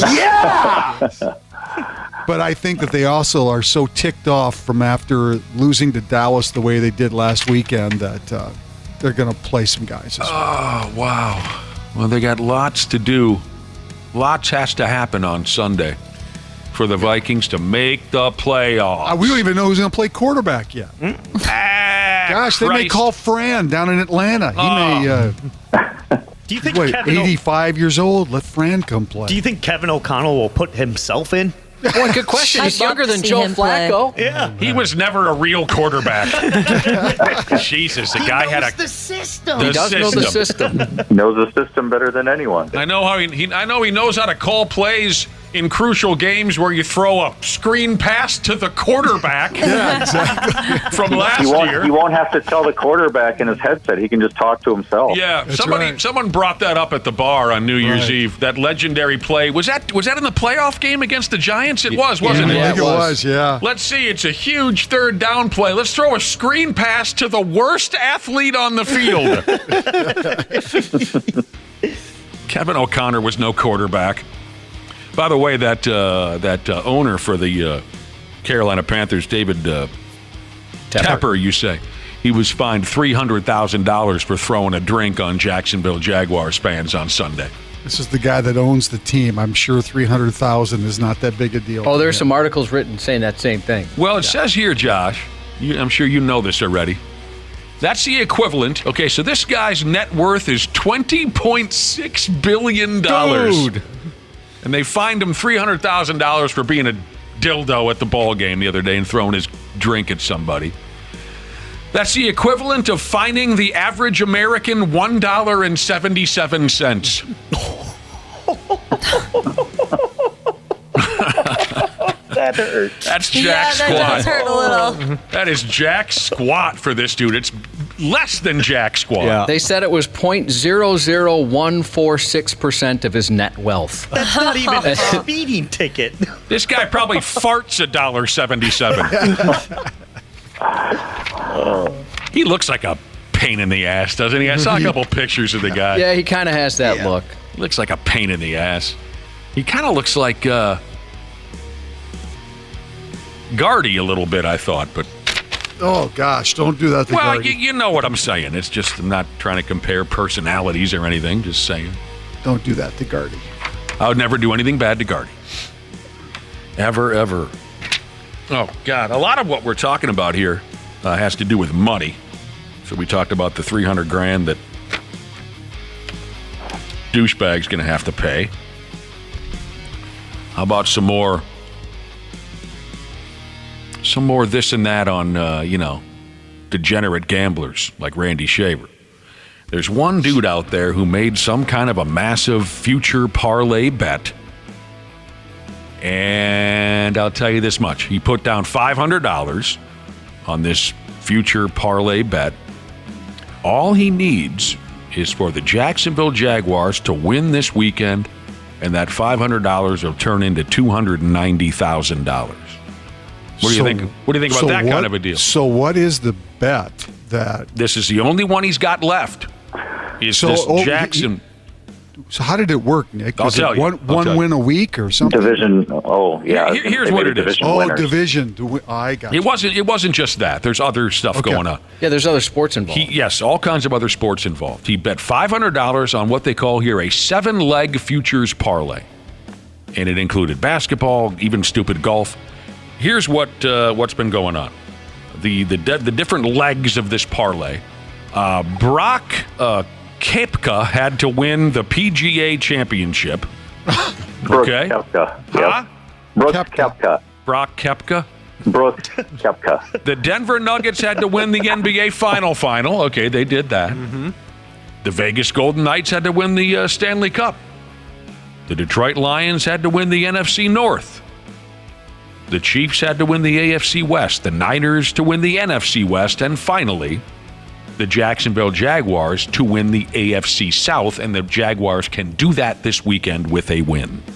What a random parlay. That's pretty. I was gonna say, none of those were real long shots that he picked. He just happened to pick the right, I suppose not. What about? I don't know anything about this Koepka.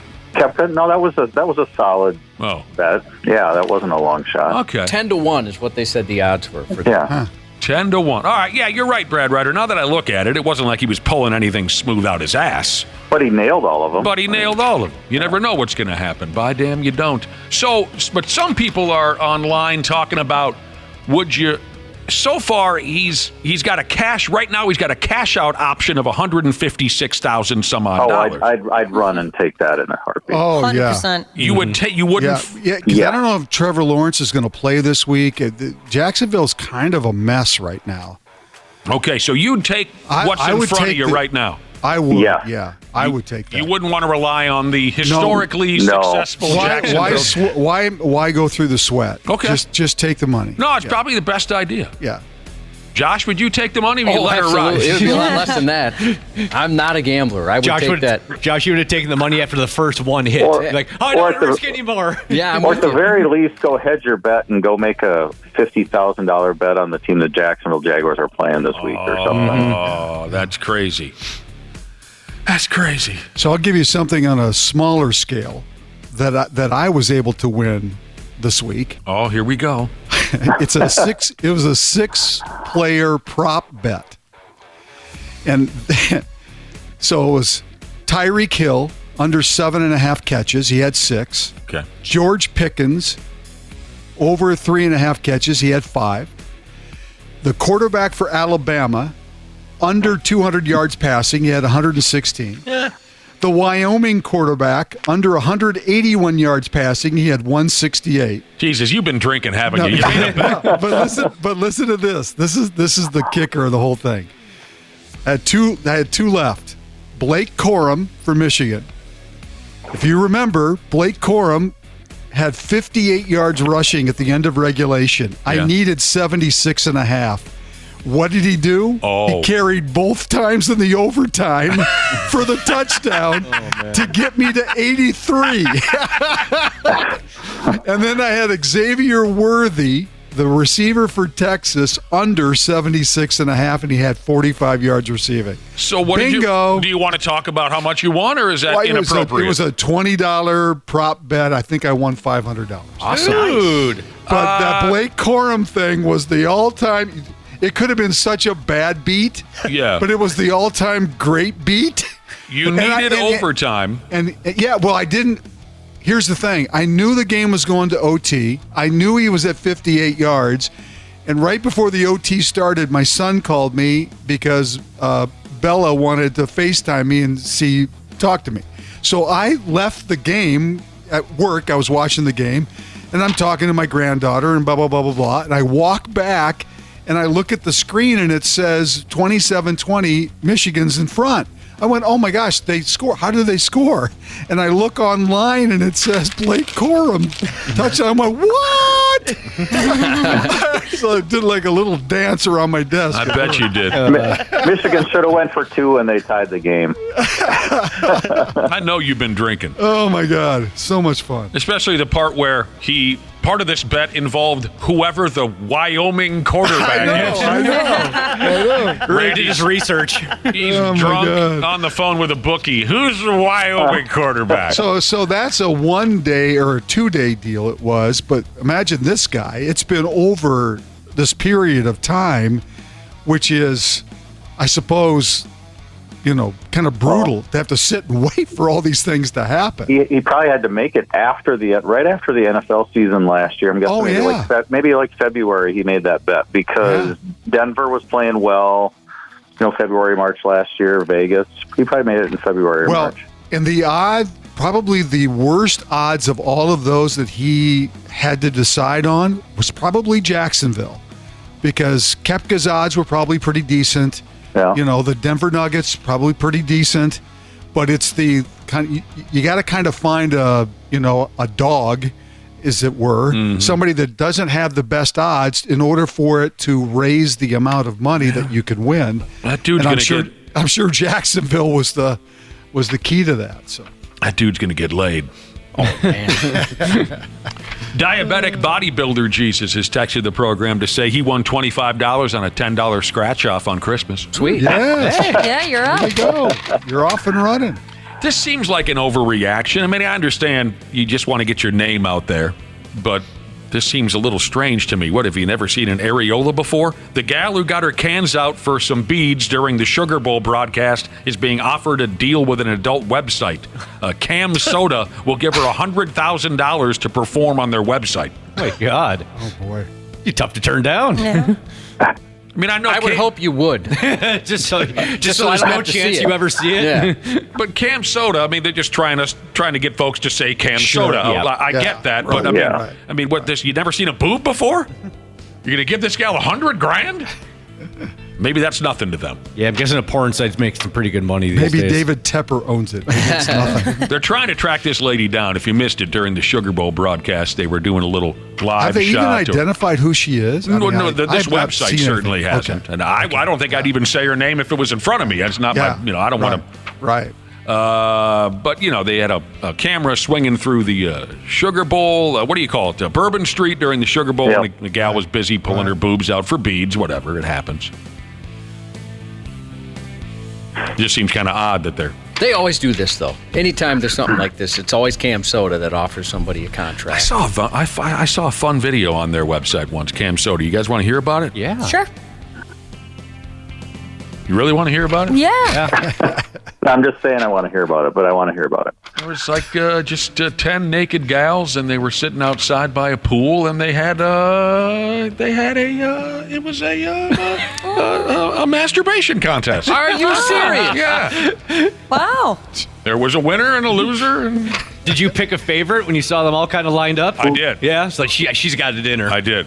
It's just who's the winner and who's the loser? Yeah, exactly. I think everybody they all wins. kinda Nick was win the in that winner. situation. Everybody wins. Nick was clearly the winner. I liked it a lot. Oh, speaking of this, this title game we got coming up on Monday now. The University of Michigan against the University of Washington. I had forgotten next year Washington will be playing ball in the Big Ten Conference. Yeah, and in fact, who else is joining? Go ahead, Randy. Oregon, USC, and UCLA. Yeah. And I saw Michigan's schedule for next year. Have you seen this? No. The football schedule? No. I want to say they play Texas and they play Washington on their schedule next year. Now, there you go. So right away they'll have a rematch of the national championship. I think they play Texas in week 2, and I think they play Washington in week 5. What about the Golden Gopher schedule? Have you seen that? I know they go to UCLA for sure. They play in the Rose Bowl. I've seen that. Unbelievable. So again, it's Washington, UCLA, and Oregon that are joining next year? Washington, Oregon, UCLA, and USC. And USC, okay. Yes. Yeah, so these two clubs that are playing Monday night will be in the same massive conference next year because the Pac-12 is disintegrating down to nothing. Yeah, it's a mess. It sucks. Real quick, the Timberwolves play at home tonight against the New Orleans Pelicans, by God. They got to try and stop Zion Williamson, who did not have much trouble scoring points against the Wolves last time. It'll be 7 o'clock on Bally Sports North. I'll tell you what, that Zion Williamson, pressure isn't a problem for a guy who dates porn stars. That's all I got to say about that. You know what I mean? There is no stage too big for Zion Williamson. He dates porn stars. How do you expect to pressure a guy if that's what he does with his free time? No, they played last night, and I'm not sure that he's been playing every back-to-back. Yeah, he may not play tonight. He might not play tonight. He's one of those guys that doesn't play back-to-back. He's special. The 93X Half-Assed Morning Show. You could learn something from this man, Randy Shaver. It's Marcus Foligno, and he's right on time. Good. How did you know my nickname was Effin? Marcus effin' Foligno. How are we doing? Hey, we're doing all right. Happy holidays and Happy New Year. Happy holidays you guys do. Happy New Year. Anything new in 2024 or same stuff? Man, it's pretty much been the same thing so far. What about you? We missed seeing you on the ice last night. We hope everything's all right. Yeah, just going through a little bit of getting old, but no, it's just a little bit of a lower body injury. Just gotta try to help settle it down. It's been kind of a grind trying to play through something, so just wanted to nip in the butt now early so we can get back to playing a little bit longer before this All-Star break. So, everything's good, and hope to be back soon. Before we start talking about your hockey club, you have any stories from your holidays or your New Year's Eve? I know you guys were busy playing hockey, but anything wonderful happened this holiday season? You know what? Just a nice Christmas with family. I have 2 daughters, so they're at a fun age now. So it was enjoyable. We had my in-laws in town, and it was pretty laid back. I mean, it's such a quick break. We get 3 days off. It doesn't even feel like it, but. Right. You know what? We're pretty lucky to not be playing on Christmas Day. I don't know how the NBA and NFL does it, or Christmas Eve. I'm glad we get those days off just to enjoy it with family and lay back. And just some nice presents. And then New Year's was kind of the same thing. We're laid back, just a quick dinner, and that's it. Nothing too crazy this year. Obviously, the grind of the season catches up to us, so it's tough with our schedule. But gotcha. Hopefully 2024 gets going on a better pace than it started here soon. So yeah, I hear you on all that. Hanging out with the in-laws, you can air your grievances with them here on the program if you want to. Yeah, we give them a time limit. That's for sure on how long. They've got a time limit before they got to leave town. I think they had a 14-day trip planned, and we said, "Yeah, let's cut that in half." You got to see your dad and everything? You know what? My whole family is kind of spread out. I got 2 sisters in Buffalo, New York. My brother's obviously in Chicago. My dad's back in Canada. So everyone did their little thing and then met up for around New Year's. But my dad's going to be swinging by in about a couple weeks here. So he's going to be staying a little bit longer. Maybe a little bit longer than we like. But good to see him and catch up. Now, being a former player, your old man, is he the type of guy that critiques your game a lot? Oh yeah. Yeah, big time. Yeah, there's no high. I mean, when he comes to town, it's like, oh man, my dad's in the crowd. I gotta play good, you know. It's very cute. You still feel like that. It's pretty comical, but he coached me when I was in junior, so he's always had that coaching kind of aspect spin on it when it comes to being a father-son. You know how that relationship goes, but. He's going to coach you first, and then when the time passes, then he becomes your dad. So it's pretty good. But he just wants to see the work ethic. That's the biggest thing he critiques is work ethic. That's how he grew up on it. So he's been the type of guy to be. If things aren't going your way, he'd be like, you know what, maybe it's time just to get pissed off and fight. Maybe that usually got me going. So something like that. So. He was a hard-nosed player when he played, and a little bit of skill too. But the biggest thing that if you're ever going to critique Nick or I, it always comes down to battling and your work ethic. So no matter how old you get, you can still feel his eyes on you when you're out there on the ice. Oh yeah, big time. Yeah, I hear you. Well, you can just see wherever he sits, he just gets magnified. You're just like, oh yeah, I know where he is. When you were young, did you battle against that, or did you soak all that in? Yeah. Was there ever too much pressure? Maybe. Yeah. No, there's some tough times for sure. I mean, he's your dad and he's your coach, and he's trying to balance it too. And he had me at a fragile age. I was 15, coming into a league where you play 19, 20, 21-year-olds, and there's a big difference. Like I'll be the first one to tell you, like I was not ready for junior hockey. And maybe having my dad as a coach did help me kind of survive that first year. But it's not like I played. Like I was a fourth liner. I was going through the motions of being a rookie as a junior hockey player. So it wasn't great. I don't think I produced a lot. But the one thing that I was lucky to have was a father that was a coach, because he definitely was the hardest person on me. I mean, there was no doubt that it was because of him. He instilled the work ethic in Nick and I. I mean, if he's gonna, ridicule anyone on the team, he's coming after you first. So he's making a message out of you that he's gonna go after his son and expose him, and then he's gonna go down the line on who else is playing bad. So he never had like, oh, I'm playing pretty good today. I don't think he's gonna get mad at us if we're down 3-0 going into the third. And then he'd be like, he'll just come in the room and he would kind of call you out first, and then that would lay the groundwork for all the other guys. You'd be like, oh, geez, he yelled at his son. He's coming after me for sure. So, but he was honestly fair. I think the best thing about my dad was he was coach, and then he knew how to turn it off. I will give him credit to that. He knew how to turn it off when you got home, and cool. His father. So we owe him a lot. I mean, definitely was the reason why we're here, and we have a playing hockey for so long. And but yeah, there's some times, like. My brother was the agitator. He'd be the one that would talk back to my dad. Oh, yeah? In front of the guys. So Nick was the mouthy one, and I think I was the one where you had to try to get a pulse out of. He had like two ends of the, like, it was one was too fiery, the other one was too laid back. So he was like, oh my God, give me something in the middle here. So we set them on his toes. This is funny. A listener by the name of Wolfpack Softball Jesus just texted in to say that he was just going through some old packs of hockey cards, and he found one of your dad's hockey cards. Oh, my gosh. Oh, yeah. Hey, Wolfpack Softball Jesus, send us some stats if you have it in front of you. Send us some stats. Oh, yeah. He's got some good stats, all right. Yeah, we could. Well, so there you go, Marcus. You weren't able to play last night, and the boys fell short by a couple goals to the Flames. But you got all kinds of injury problems on this club right now: Zuccarello and Kaprizov and Brodin, and it's just a matter of time, really, right? Yeah, I know. We're slowly getting there. I think hopefully Zuccarello can come back pretty soon. I think it's looking positive for him. So that'll be a huge boost to our lineup. He's such a good player for us, offensively too. So.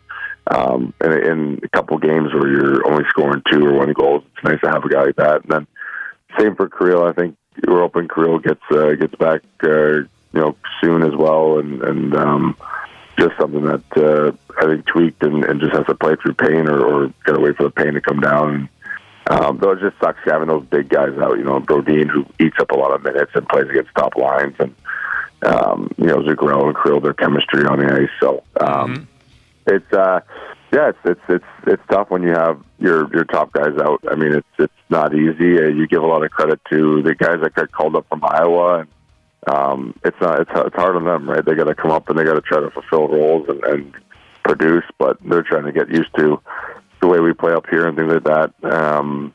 And you just hope that the team can kind of pull out a couple wins before you're getting back in the lineup. I mean, we got to collect some wins here before All-Star break. I think that's what we're trying just to understand is we got 14 or so games till then, and try to have a above 500 record going into the break. So give us the best chance to set up ourselves up after All-Star break and hopefully get a lot of bodies back then.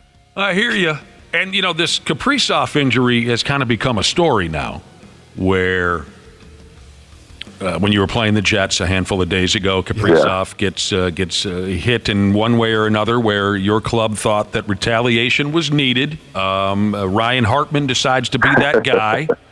He sticks one of the members of the Jets right in the yap at the face-off. And, he gets fined $4,000 some odd for that hit. But then the twist to the story was the kid who gets high sticked by Hartman was mic'd up for the game, and the microphones catch Hartman being very gentlemanly about it by saying nothing personal. It was something I had to do because of Kaprizov's injury, and on and on and on. We played the audio earlier of this kid explaining to the Winnipeg media, what happened between he and Ryan Hartman. So I mean that is just part of the game, right? Yeah. You know what? It's if you know anything about Ryan Hartman, this guy is going to do whatever it takes to win, and I'm sure glad he's on our team. I mean, he's. It's too bad. I think the generation that we have coming up likes to rat a little bit more. So that kid in Winnipeg, I think, has a microphone on him, and he's got to make a little bit of a scene out of it than what it is. And instead of moving on, our league's changed a little bit in that sense, but. Arch is a guy that I think knew that he had a microphone on him, and he still doesn't give a rat's you know what. So it's just one of those things that you know what, it sucks. You get your best player kind of kicked out of a game, knocked out of a game, some malicious kind of cross check, and Middleton does a good job and fights him, and we like to think that's the end of it and move on. But you know what, it's still a sour taste in our mouth with our best player. Who's better than any player on the Jets by a long shot. So it's just one of those things that it's frustrating when you get a guy like that knocking out a guy like Kirill's stature. So it's just good. I know we're all proud of Hartsey for what he did, and hey man, you're going to come out one of us, you're going to come out all of us. So it's just that's the great mindset we have in our team. Which is why the social media is getting involved and blowing it up. But hey, you know what? That's what we need. Which is why February 20th is circled on the calendar for Winnipeg. Because that's when they play might be circled on all our calendars, yeah. Yes, I'm sure it is. Yeah. You know what we were talking about a few days ago, Marcus Foligno? We were talking about this prank war going on between one of your goaltenders, Marc-Andre Fleury, and Brandon Duhaime. You have any updates on the prank war? Anything you've seen lately? What did we... Last time I heard Brandon Duhaime was walking out of the rink with fuzzy bottom shoes on. That's been it. There's been some funny bumper stickers going around. Bumper stickers on the back of people's cars. Oh god. So yeah, enough to people laughing at you when you're driving by, pretty comically. So that's you know what, I can't say it's Flower because. You know what? He never really reveals himself. He doesn't. He goes solo mission, man. It's pretty comical. I got him with. I don't know if I told the story, but I got him with the pie and the shaving cream in the face in Montreal when he won the Montrealer this year. Oh, we had a Halloween party. We had a Halloween party probably like 2 weeks later. So I'm thinking I'm good, and sure enough, my wife's pregnant, so she's driving. So we brought our car to the Halloween party, and. We were leaving around 12 o'clock, 12:30, and our car is completely toilet papered. And it's starting to snow now, and the toilet paper is sticking to the car, and it's all wet, taking it off, and oh my god! Oh, no. And the one couple or couple couples have left, and the one of them was Marc-Andre Fleury and his wife. So you know what? We're like, there can only be one guy here that's done this, but you know what? Never said. It was him. I still to this day don't know who did it, but I know who did it. But What's that? So that's what you're gonna get. I mean, Brandon Duhaime is a young guy, and he calls him 50 years old on live television. I mean, that's Marc-Andre Fleury is gonna get you back. He's a legend. He's 39 years old. How much enjoyment do you get out of watching Marc-Andre Fleury compete for you guys every night? It's unbelievable. I mean, for him to do this at 50 is special, and he's awesome. He's a great teammate, great player, and you see what he's doing out there at 50. That's effing funny. That's good. Yeah, he made his own bed there. Yeah, he did. He kind of made his own bed. Now he's got to sleep in it. And the two of them have been pranking each other back and forth. Yeah, we've been reading about, Fleury swiped the clothing out of Duhaime's locker, and Duhaime had to walk out of the locker room. I think one time he had no shirt available at all. Now we hear about the fuzzy shoes. That's good stuff. Yeah, well, the thing behind the fuzzy shoes, people don't know, but this is a good one, is Duhaime has these like old brown dress shoes that we've been kind of on him for about a year or two now. Yeah. And I don't know who did it, but that day where he had new shoes, he got his shoe. We have like a dry stall area, and both of his shoes were screwed down to the bottom of the dry stall area. So someone put a direct screw through the sole and into the wood cabinetry. And so when he went to go put his foot in and pull him out, oh, it was hilarious. Again, I don't know who did it, but that's what caused him to get new shoes. And then the next day he got new shoes, and then he got his shoes taken away, and then he got fuzzy bottom shoes put on the Oh, that's fun. area. You screwed his shoes into the ground? Pretty much. That is unbelievable. That's not a guy you're going to mess with. That guy, whoever's doing that, that's good stuff. You make one slight joke to Flower, and everyone's looking at you like, "Don't do it. What are you doing? What's wrong with you?" You're signing up for trouble if you mess with the Flower. Yeah. The bumper stickers sounds like fun to me. Josh, what was that bumper sticker that you liked so much for a while there about the cowboy? Is it Cowboy Butts Drive Me Nuts? Yeah, Cowboy Butts Drive Me Nuts. The bumper sticker doesn't lie. If you don't know about that one, Marcus, that'd be a good one for a prank. Yeah. Cowboy Butts Drive Me Nuts. Oh, for God's sake. There you go. So what am I doing? I'm looking at the schedule here. What do you got coming up next? We got Tampa Bay tomorrow. Oh, yeah. Tampa Bay. I got another good story for you guys. Yeah. I think it was a couple games ago. I got a roughing call, which is fitting for the guy I met in the penalty box. But I'm sitting in the penalty box, and all of a sudden, the guy right next to me is pretty big jack guy, beard, and he looks at me and he goes, "Hey, I love you on the half-ass morning show, man." So just want you guys know that I was like, right on, man. I'm glad you're listening in. So if he's probably listening tonight, shout out to that guy. Awesome. So he was drinking a nice beer or whatever, and I said, "Good for you. Want to switch with my Gatorade bottle?" But he said no. And so he was able to holler nice this. To be recognized. He was able to holler this at you through the cracks in the glass or something like that? Oh, yeah. We had a good little, 10-second conversation. That's awesome. That's awesome. We love to hear that. We were up by a couple goals, so I was able to enjoy the 2 minutes. So I was on pins and needles in there. That's awesome. We love when we hear stories like that. That's great. Yeah. Oh, Marcus, well, here's the deal. You got a game with Tampa coming up. We'll be watching. Man, we always appreciate chatting with you. We heard some great stuff again today, didn't we, boys? Yes, sure did. Yeah, that's awesome. Thanks, Marcus. You go ahead and have no problem, guys. hopefully see you on the ice then against Tampa. We'll talk to you in a couple weeks. Yeah. Thank you. Take care. Outstanding. Our Minnesota Wild update and chat with Marcus Foligno. Don't mess with a man whose nickname is Flower. No. Brought to you by Luther Kia of Bloomington. That's the best stuff. That he doesn't take credit for it. He's a lone wolf. I got a buddy. It's the same thing. He is so awesome at pranks for that reason. And if you get him back, he won't give you the satisfaction of letting you know he's even aware you did anything. That's the worst part about it.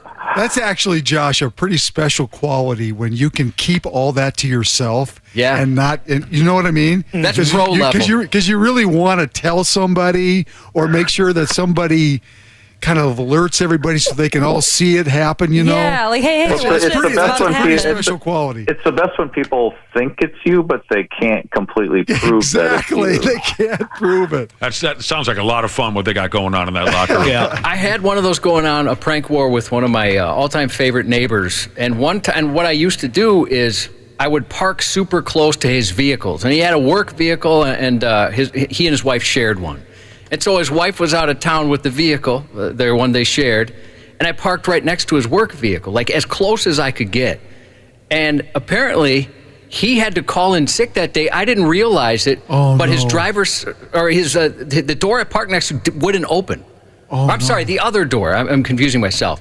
So he couldn't get into his car. That sucks. But he didn't want to give me the satisfaction of calling me saying, "Hey, can you move your car so I can go to work?" He just called in sick to work. Oh, you my gotta God. be kidding me. That's funny. That's good stuff. Hey, and Nick, you might appreciate this. He was in a Cops-only Queensryche tribute band. A That sounds awesome. only Queensryche. Tell me they had a police and Queensryche title to their band. I don't remember what. I think it was something just that rhymed with Queensryche. I can't remember. Yeah, he was a guitar player. He could play everything. Wow. I've never seen such a thing in person. I would love to see. Well, any Queensryche cover band sounds like fun to me, but Cops only. Hey, go ahead and criticize them. Try it out. I'm not mouthing off. I'm not shouting free bird at those guys. No. For the first time ever, the women's hockey team plays tonight. The new professional women's club that we have in town, the Minnesota Whitecaps, play a game tonight, 7 o'clock. It'll be on Bally Sports North Plus, on Bally Sports North Regular, like we already mentioned, is the Timberwolves. The Gals Hockey Club plays in Boston tonight. I think all their games are broadcast. They are. I think Bally picked them all up. That's correct. And one final note, apparently 16 days from now, Lake Nokomis is supposed to host the U.S. Pond Hockey Championships, and there's no friggin' ice at all. There's no way that's happening. Not happening. Just like the Bear Grease got canceled.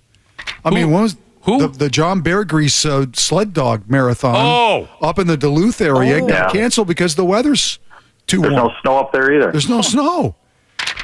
I'll tell you what, I love no snow. I know, I'm with you. I do. I make it very clear. You know what it means? There's going to be snow in April.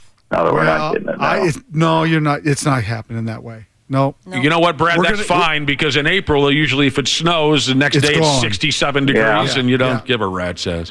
So this big pond hockey championship tournament supposed to happen here in 16 days. There's no ice. It says here the event brings people from all across the world. Is that true? Really? The world? I think so, yeah. You get on an airplane from Finland or something to play in a pond hockey tournament? Yeah. It's like those bozos that used to fall down a hill with skates a few years ago. What was that friggin' scam called? Nice. That was one of the dumbest events I've ever seen in my life. I loved Crash Dice. It was the dumbest damn thing I've ever seen in person. Red Bull's coming back, and they're going to have like a street snowboard competition. I'm super excited. Here in town? Yeah. What do they tow you behind a car? They got like a huge hill that they'll build up, and then you just kind of go down and then hit like a rail, and then they'll have like stair set. Okay.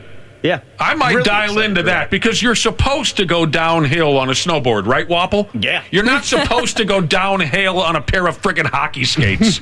That was so stupid. I remember being so excited for what do you call it again? I went and I said, it's a bunch of Swedes falling down a hill while wearing hockey skates. What am I doing here? They charge money for this?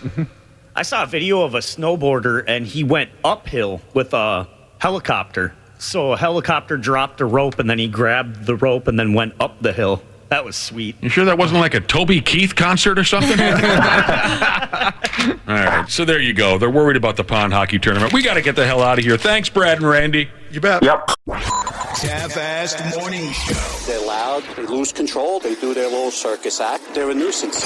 93X. Our experienced and certified technicians at Standard Heating have been trusted to keep our fellow Minnesotans comfortable and confident for over 90 years. We're ready to do the same for you, providing comfort you deserve since 1930. Standard Heating and Air Conditioning's 94 years of business celebration is going on right now. You can save up to $1,930 on a new furnace and AC combo or boiler. Don't miss this great deal. Go to standardheating.com.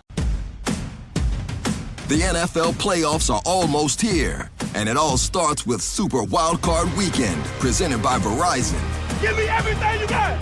12 teams, 6 games, 3 days, and one epic weekend that kicks off with a Saturday doubleheader, followed by a Sunday tripleheader, and ends with a Wild Card Monday.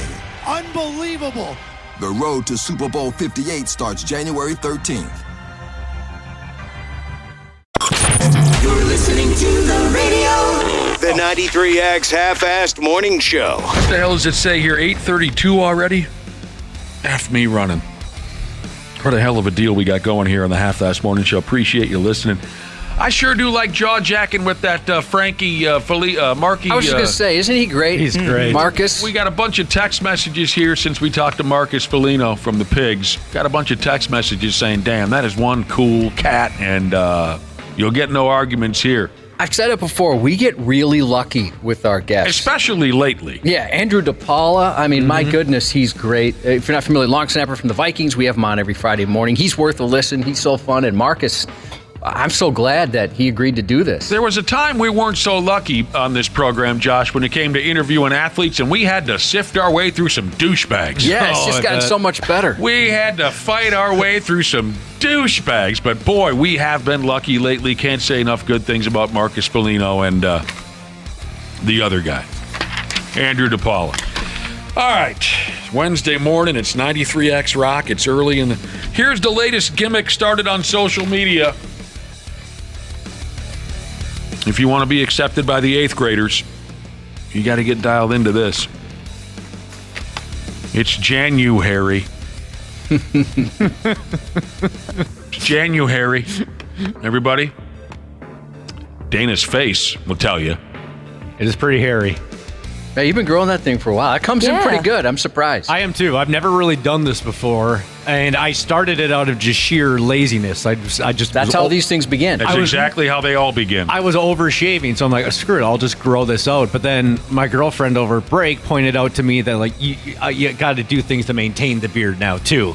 So Right. I can't just avoid it all. Like she got me some creams or some oils or something. Yeah, gotta condition it. I've and never stuff. done anything like that. Yeah. I have, and it does make a difference. Yeah, it does. I grew a big fat-ass beard a couple years ago when that COVID came to town. It actually, I'm going to get a look at you, Dana. I can take my glasses down so I can get a look at you. It was even bigger than what you got going. But you got a pretty, as they said on Cheers one night, you got a pretty good, how did Cliff Clavin say it? Righteous facial moss. That's a very Cliff Clavin You got a good beard going. Mine was a little bigger than that, but it got real unruly, and I went and bought some kind of beard spuzz. Some kind of beard grease. Yeah. And it made all the difference in the world. Not only did it hold it together a little bit better, but it smelled good. Yeah. Yeah, I've Smelled never tried something like that. Next time you grow, and Josh, you can grow a gorgeous beard. Yeah. It's been a while. impressive. Next time you go for it, Josh, me and Dana can give you a heads up on this beard spuzz. Dana, were you injured? Because you've got like one completely bald spot. It's a birthmark. It's been there since I was a kid. Is that what it is? It's about the size of a quarter, and hair does not grow there. So that's why I was always odd about wanting to grow a beard, because it does. You do notice it, especially it's gotten thicker now, so it's kind of covered up. But a couple of weeks ago, it was just like, what? You just shaving that one spot, bro? You know? my dad had that exact problem. He had two spots like under the corners of his mouth where he couldn't grow hair. It was just two circles, so he would always grow a mustache.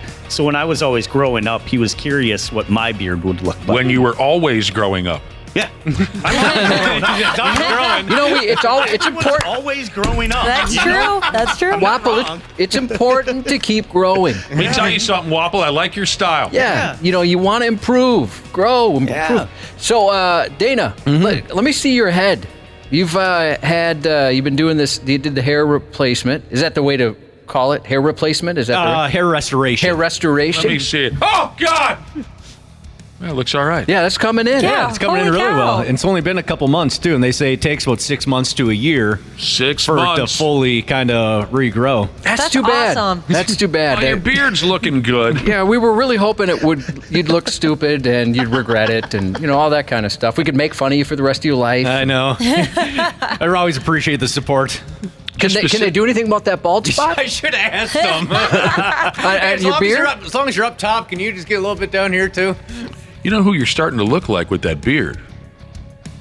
If, in fact, this person ever decided to wear a backwards Buffalo Bills cap for no reason, you're starting to look like Michael McDonald from the Doobie Brothers. That's not a bad thing. I wish you could sing like him. I do, too. You don't know me, but I'm your brother. Love Michael McDonald and the stinking Doobie. So it's January. And of course... I was joking around earlier saying, if you want to get in good with the 8th graders, you better jump on this. Not that 8th grade kids don't love social media, but it's a little more of a deeper thing happening here with January. It's a gimmick that someone came up with to encourage women's to stop shaving, waxing, and plucking for the first month of the year to help normalize body hair on the ladies. I'm good on that. You're not going to grow out the leg hair, or you're not going to stop separating your eyebrows or any of that kind of thing? No. I mean, all the power to women that do that, but that's not for me. I hate stubble. I hate the feeling of it. Ugh, freaks me out. Well, then, it gets past stubble, and you wouldn't have that feeling. Would you ever let it go Nice and past soft? that? No, I don't think so. No. You spend a few days in bed, you'll go from stubble to just straight up cave woman. For someone like yourself who likes to keep it clean and smooth, how often do you have to shave your legs? Is that like a daily thing? For legs, I would say maybe once a week, once every 5 or so days. Was that about what it is? Yeah, armpits, though, that's every day. Really? Has to be done Oh, every wow. day. Yep. I didn't know it came in that quickly. Yeah, it's frustrating, and those stupid little women razors suck because they're not good at getting like rougher hairs. Oh. And so your armpits, it's not as like soft. So I have to use men's razors. Shaving the I love armpits. using women's razors. They're so comfortable. Really? Yeah, they're so What? soft. Really? Uh-huh. How do you figure that out? You just you used one by accident? One time I was in a pinch and needed one, and my ex-wife had one. We were out of town, and we had to shave for a wedding or something. So I'm like, oh, this is luxurious. We had to shave for a wedding. Makes it sound, the couple shave. Yeah. Makes it sound like your wife was taking care of her beard, too, in the mirror. Dana's waiting for his turn. I would never use my wife's razor. It's disgusting. It's always clogged with her back hair, and stuff like that. Well, I'll tell you what, as I get older, I'm growing so much more back hair than I ever thought possible. So, January, to encourage women to stop with all their follicle maintenance and just let it ride for a month to help normalize body hair on women. It's not a new thing. If we've ever talked about January before, I smooth forgot. It says here that folks have been partying with January since 20 plus 19. I would be curious to see what it looks like if you went a whole month without shaving, Ashley. I haven't shaved yet this January. They're my legs, so. Do you want to try it out? Let it ride. Yeah, why not? Yeah. Let's do it. Celebrate January. Yeah. I'd love not to cut up my legs once. February 1, Ashley's legs are hairier than mine. Yeah, I am really lucky that it comes in blonde on my legs. I have a buddy who has so much neck hair. Look, like you could use that for your restoration, Dana. I actually recently trimmed my chest and shaved it down a little bit But this is all the way around his entire neck. The whole thing. Really? Yeah. Oh, because I was starting to notice there's getting like that old man chest hairs sprouting through my t-shirt, so I realized I needed to kind of clean it up a little bit. Was it starting to connect to your beard? Yeah, it's just all one. We just got done with our hairiest human contest. And congratulations to that young man again. I forget his name, but we made the announcement before we went on vacation. So we've been talking a lot about hairs around here. That is one of my biggest, I guess the way I should say this is personal appearance pet peeves is the best way I can put it, is when some dude has got the chest hair crawling up from the collar of his shirt, crawling out of the collar of his shirt. I just want to grab them by those hairs and say, it's pretty easy to take care of this. How do you allow the hair to come pouring out the top of your T-shirt? You know who had that problem his whole life, Josh? Who's that? Pillow Fight. Oh, you know what? He did. I kind of forgot he would. He doesn't seem like he'd be a hairy guy, but you're right. Oh, he's absolutely coated in hair. This is an old radio partner of myself and Josh, a Pillow Fight. He always had the chest hairs swimming out from under the collar of his shirt, and I always wanted to light it on fire with a cigarette lighter. I kind of like that a little bit. I was just going to ask you, Ashley, and for women that like chest hair, if that's something they dig. There is nobody who likes that. I never really liked chest hair, and then it's weird. Like after me and my boyfriend got together, he started like more of it actually coming in, and I like when it creeps out a little bit, but it's not much. So maybe I wouldn't like it if it was a lot. It's a little preview of what's below that shirt. Yeah, exactly.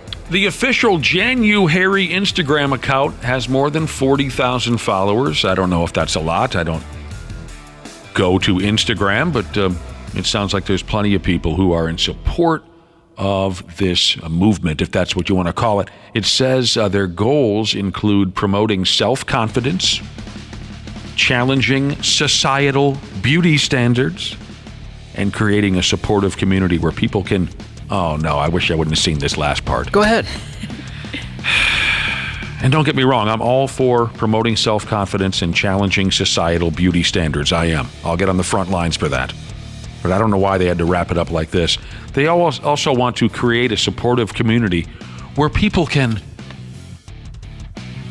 share their journey. Yes, your journey. Your hairy journey. Share with us your journey. Yes, I'm having a journey right now. Why has it become acceptable for people to talk like that? Anytime somebody brings up their journey, I choose to go separate ways. Oh, you son of a bitch. I'm the only one who gets that. Only Nick. One of the founders of January says dedicating a whole month to growing out your body hairs is liberating. And sure it is. Yeah, why not? Sure it is. Do you guys... We know a guy who shaves every damn thing, except for the hairs on top of his head. You guys know him, too. Oh. He's admitted it. Every damn thing. Legs, ankles, kneecaps, thighs, ass, crotch, armpits, arm hairs, chest hairs. That's got to take a while. Yeah. Do you guys well, hang on. Don't you want to know who it is? You know him, too. Oh, yeah. If you want to tell us on here, yeah. I'll tell him. He's admitted it before on the air. Randy Shaver. Oh. He takes care of business. He is as hairless as the day he was born. Does he shave it all, or does he go Ask see him somebody? Ask him tomorrow. I thought he took care of it himself. Does Randy Shaver shave it? You just asked. You had a question for us, Smashley? Yeah, I've been seeing on social media lately, people are talking about like the top of their hand. They grow a lot of hair there. Oh, Do yeah. you guys have that? No. Randy Shaver has problems. He has very hairy knuckles. What? I've heard how we got those. You know, mine are bald. I don't have any hair. Yeah, I've been seeing pictures, and people have like, probably like the length of chest hair on their hands. But my answer to your question would be yes. Do I have a problem with hand hair? Yeah. Yes, I do, and I take care of it. Josh has seen me before. I've seen you with scissors over there. Over the years, Yeah. Over the years between conversations when we're playing commercials or playing some terrible song that Derek selected, I will, just out of boredom and habit, I guess, I will sit and I will trim the hair on the tops of my hands with the scissors. Oh. Yes, the tops of my hands are as hairy as your grandmother's ass. Look how bald mine are. Why are yours so hairless? I don't know. I'm weird that way. You've caught some lucky breaks in life. I have. Yeah. You know what? You have. I just can't. I can't grow any body hair whatsoever. You know, it's always... Lucky bastard. The grass is always greener, right? I always thought, oh, man, having a hairy chest, that'd be pretty sweet. Plus, I've got these weird, odd, and misplaced nipples. One's like 4 inches higher than the other and a little bit more to the right than it should be, kind of more to my side. So if I had hair, nobody would see that. Yeah. Cover them up a little bit. I wish I was as hairless as you, Cubby. I get tired of that stuff. I mentioned, if somebody talks about their journey, it's kind of an annoying thing to say. Yes, it is. That I choose to go separate ways. Well, ask me about CrossFit. Jesus said he's the complete opposite. If someone is in the middle of their journey, he embraces it with open arms. Someone else said that they got the reference because they listened to Journey faithfully, as a matter of fact. You bastards with your journey puns. Hey, Dana, say this real quick before we go to a break. Say this. Say, you don't know me, but I'm your brother. You don't know... You want me to sing it or just say it? Just say it. Yeah, good. You don't know me, but I'm your brother. Now say, I was raised here in this living hell. I was raised here in this living hell. Michael McDonald, Doobie Brothers, taking it to the streets, 1976. Half-assed morning show. 93X. I don't know, dude. We're getting out of here pretty soon. I know that's part of what we're doing. Real shame, a couple, 3 years ago, the Doobie Brothers, one of the greatest live acts you could ever see. Just dynamite. Simmons, what the hell's his first name? Simmons, the guitar player, right? I would say Patrick. Richard. Oh, Patrick yes. Simmons and Tom Johnston. Awesome, live. A couple, 3 years ago, they were booked at the State Fair. And, God, I was so excited to go because Michael McDonald was joining them, which doesn't happen very often. And then Mike had to back out because he caught COVID. That was a real shame because I've yet to see them with Michael McDonald. It's such a rare thing. I know you were excited about that. He had to back out because he caught COVID. Here we go, taking it to this and that to the streets. We're going to get out of here pretty soon, but we were having a conversation about body hairs. And we talked about a dude we used to work with here at the radio station by the name of Pillow Fight. That was a nickname we dumped on him. He was one of those guys where he'd have the chest hair so out of control that it would creep out the top of his shirt collars, and I always wanted to grab him by those hairs and drag him down the hallway. Listener texted in and said, well, this listener's obviously been paying attention. He hears some of the nicknames that we have for people that we've worked with here in past years at the radio station. This text message says, pillow fight and gatekeeper? What other weird radio names have you guys known over the years? Oh, God, don't get us started on great nicknames from our days in radio. We'll have to tell you about Take a D. Oh, my gosh. Take a D. Or the curse. The curse. Tuna foot. Tuna foot. The empty suit. ZP1, ZP2, ZP3. Right. V for Vendetta. V for Vendetta. Oh, those are so fun. But again, I think the most creative nickname for someone that we've ever had blow through this building, it had to be Empty Suit. That is so clever. Because he was a sales guy that wore a suit every day but never accomplished a damn thing. Nothing, yeah. So he was the Empty Suit. God, that's funny. That's brilliant. All right. Thanks for listening so closely. Yeah, no, we love all those wacky-ass nicknames from over the years. So we were talking about January. The gimmick is, for ladies specifically, grow your body hair out. You know, don't worry about it for 1 month. Let it ride. It promotes body positivity and all those things that folks talk about these days. And when we were talking about January, I received a couple of text messages from listeners saying it's also damp January. It used to be dry January, where folks would just skip drinking hooch for the smooth, 30 days? How many days are in January? 31. People would skip out on drinking altogether for 31 days. That was the gimmick for dry January. But I guess it gave too many folks the shakes. So now they've lessened the punishment a little bit, and now the gimmick is damp January, where you just cut down a little bit on your beers and your hard liquor.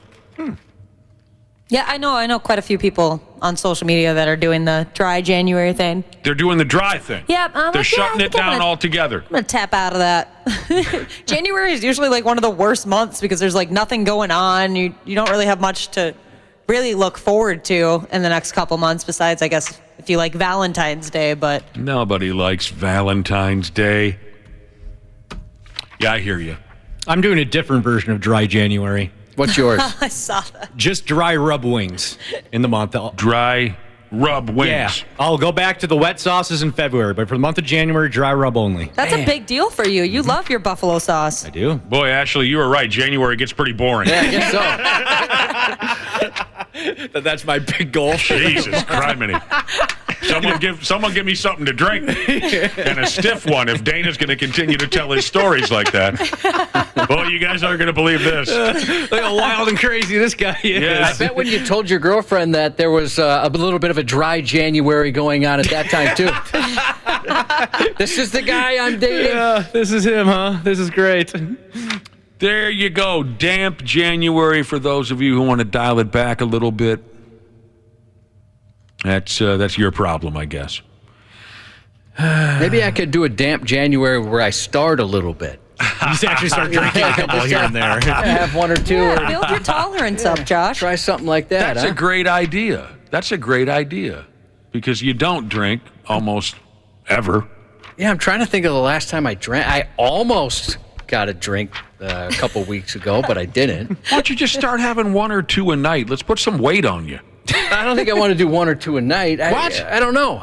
Let's put some heat on you. I probably could stand to go to the gym or something. Go to the gym. What do you weigh, like 130 pounds? No, I could bulk up. I could stand to bulk up. Well, forget working out. Just drink beer. It'll put weight on you.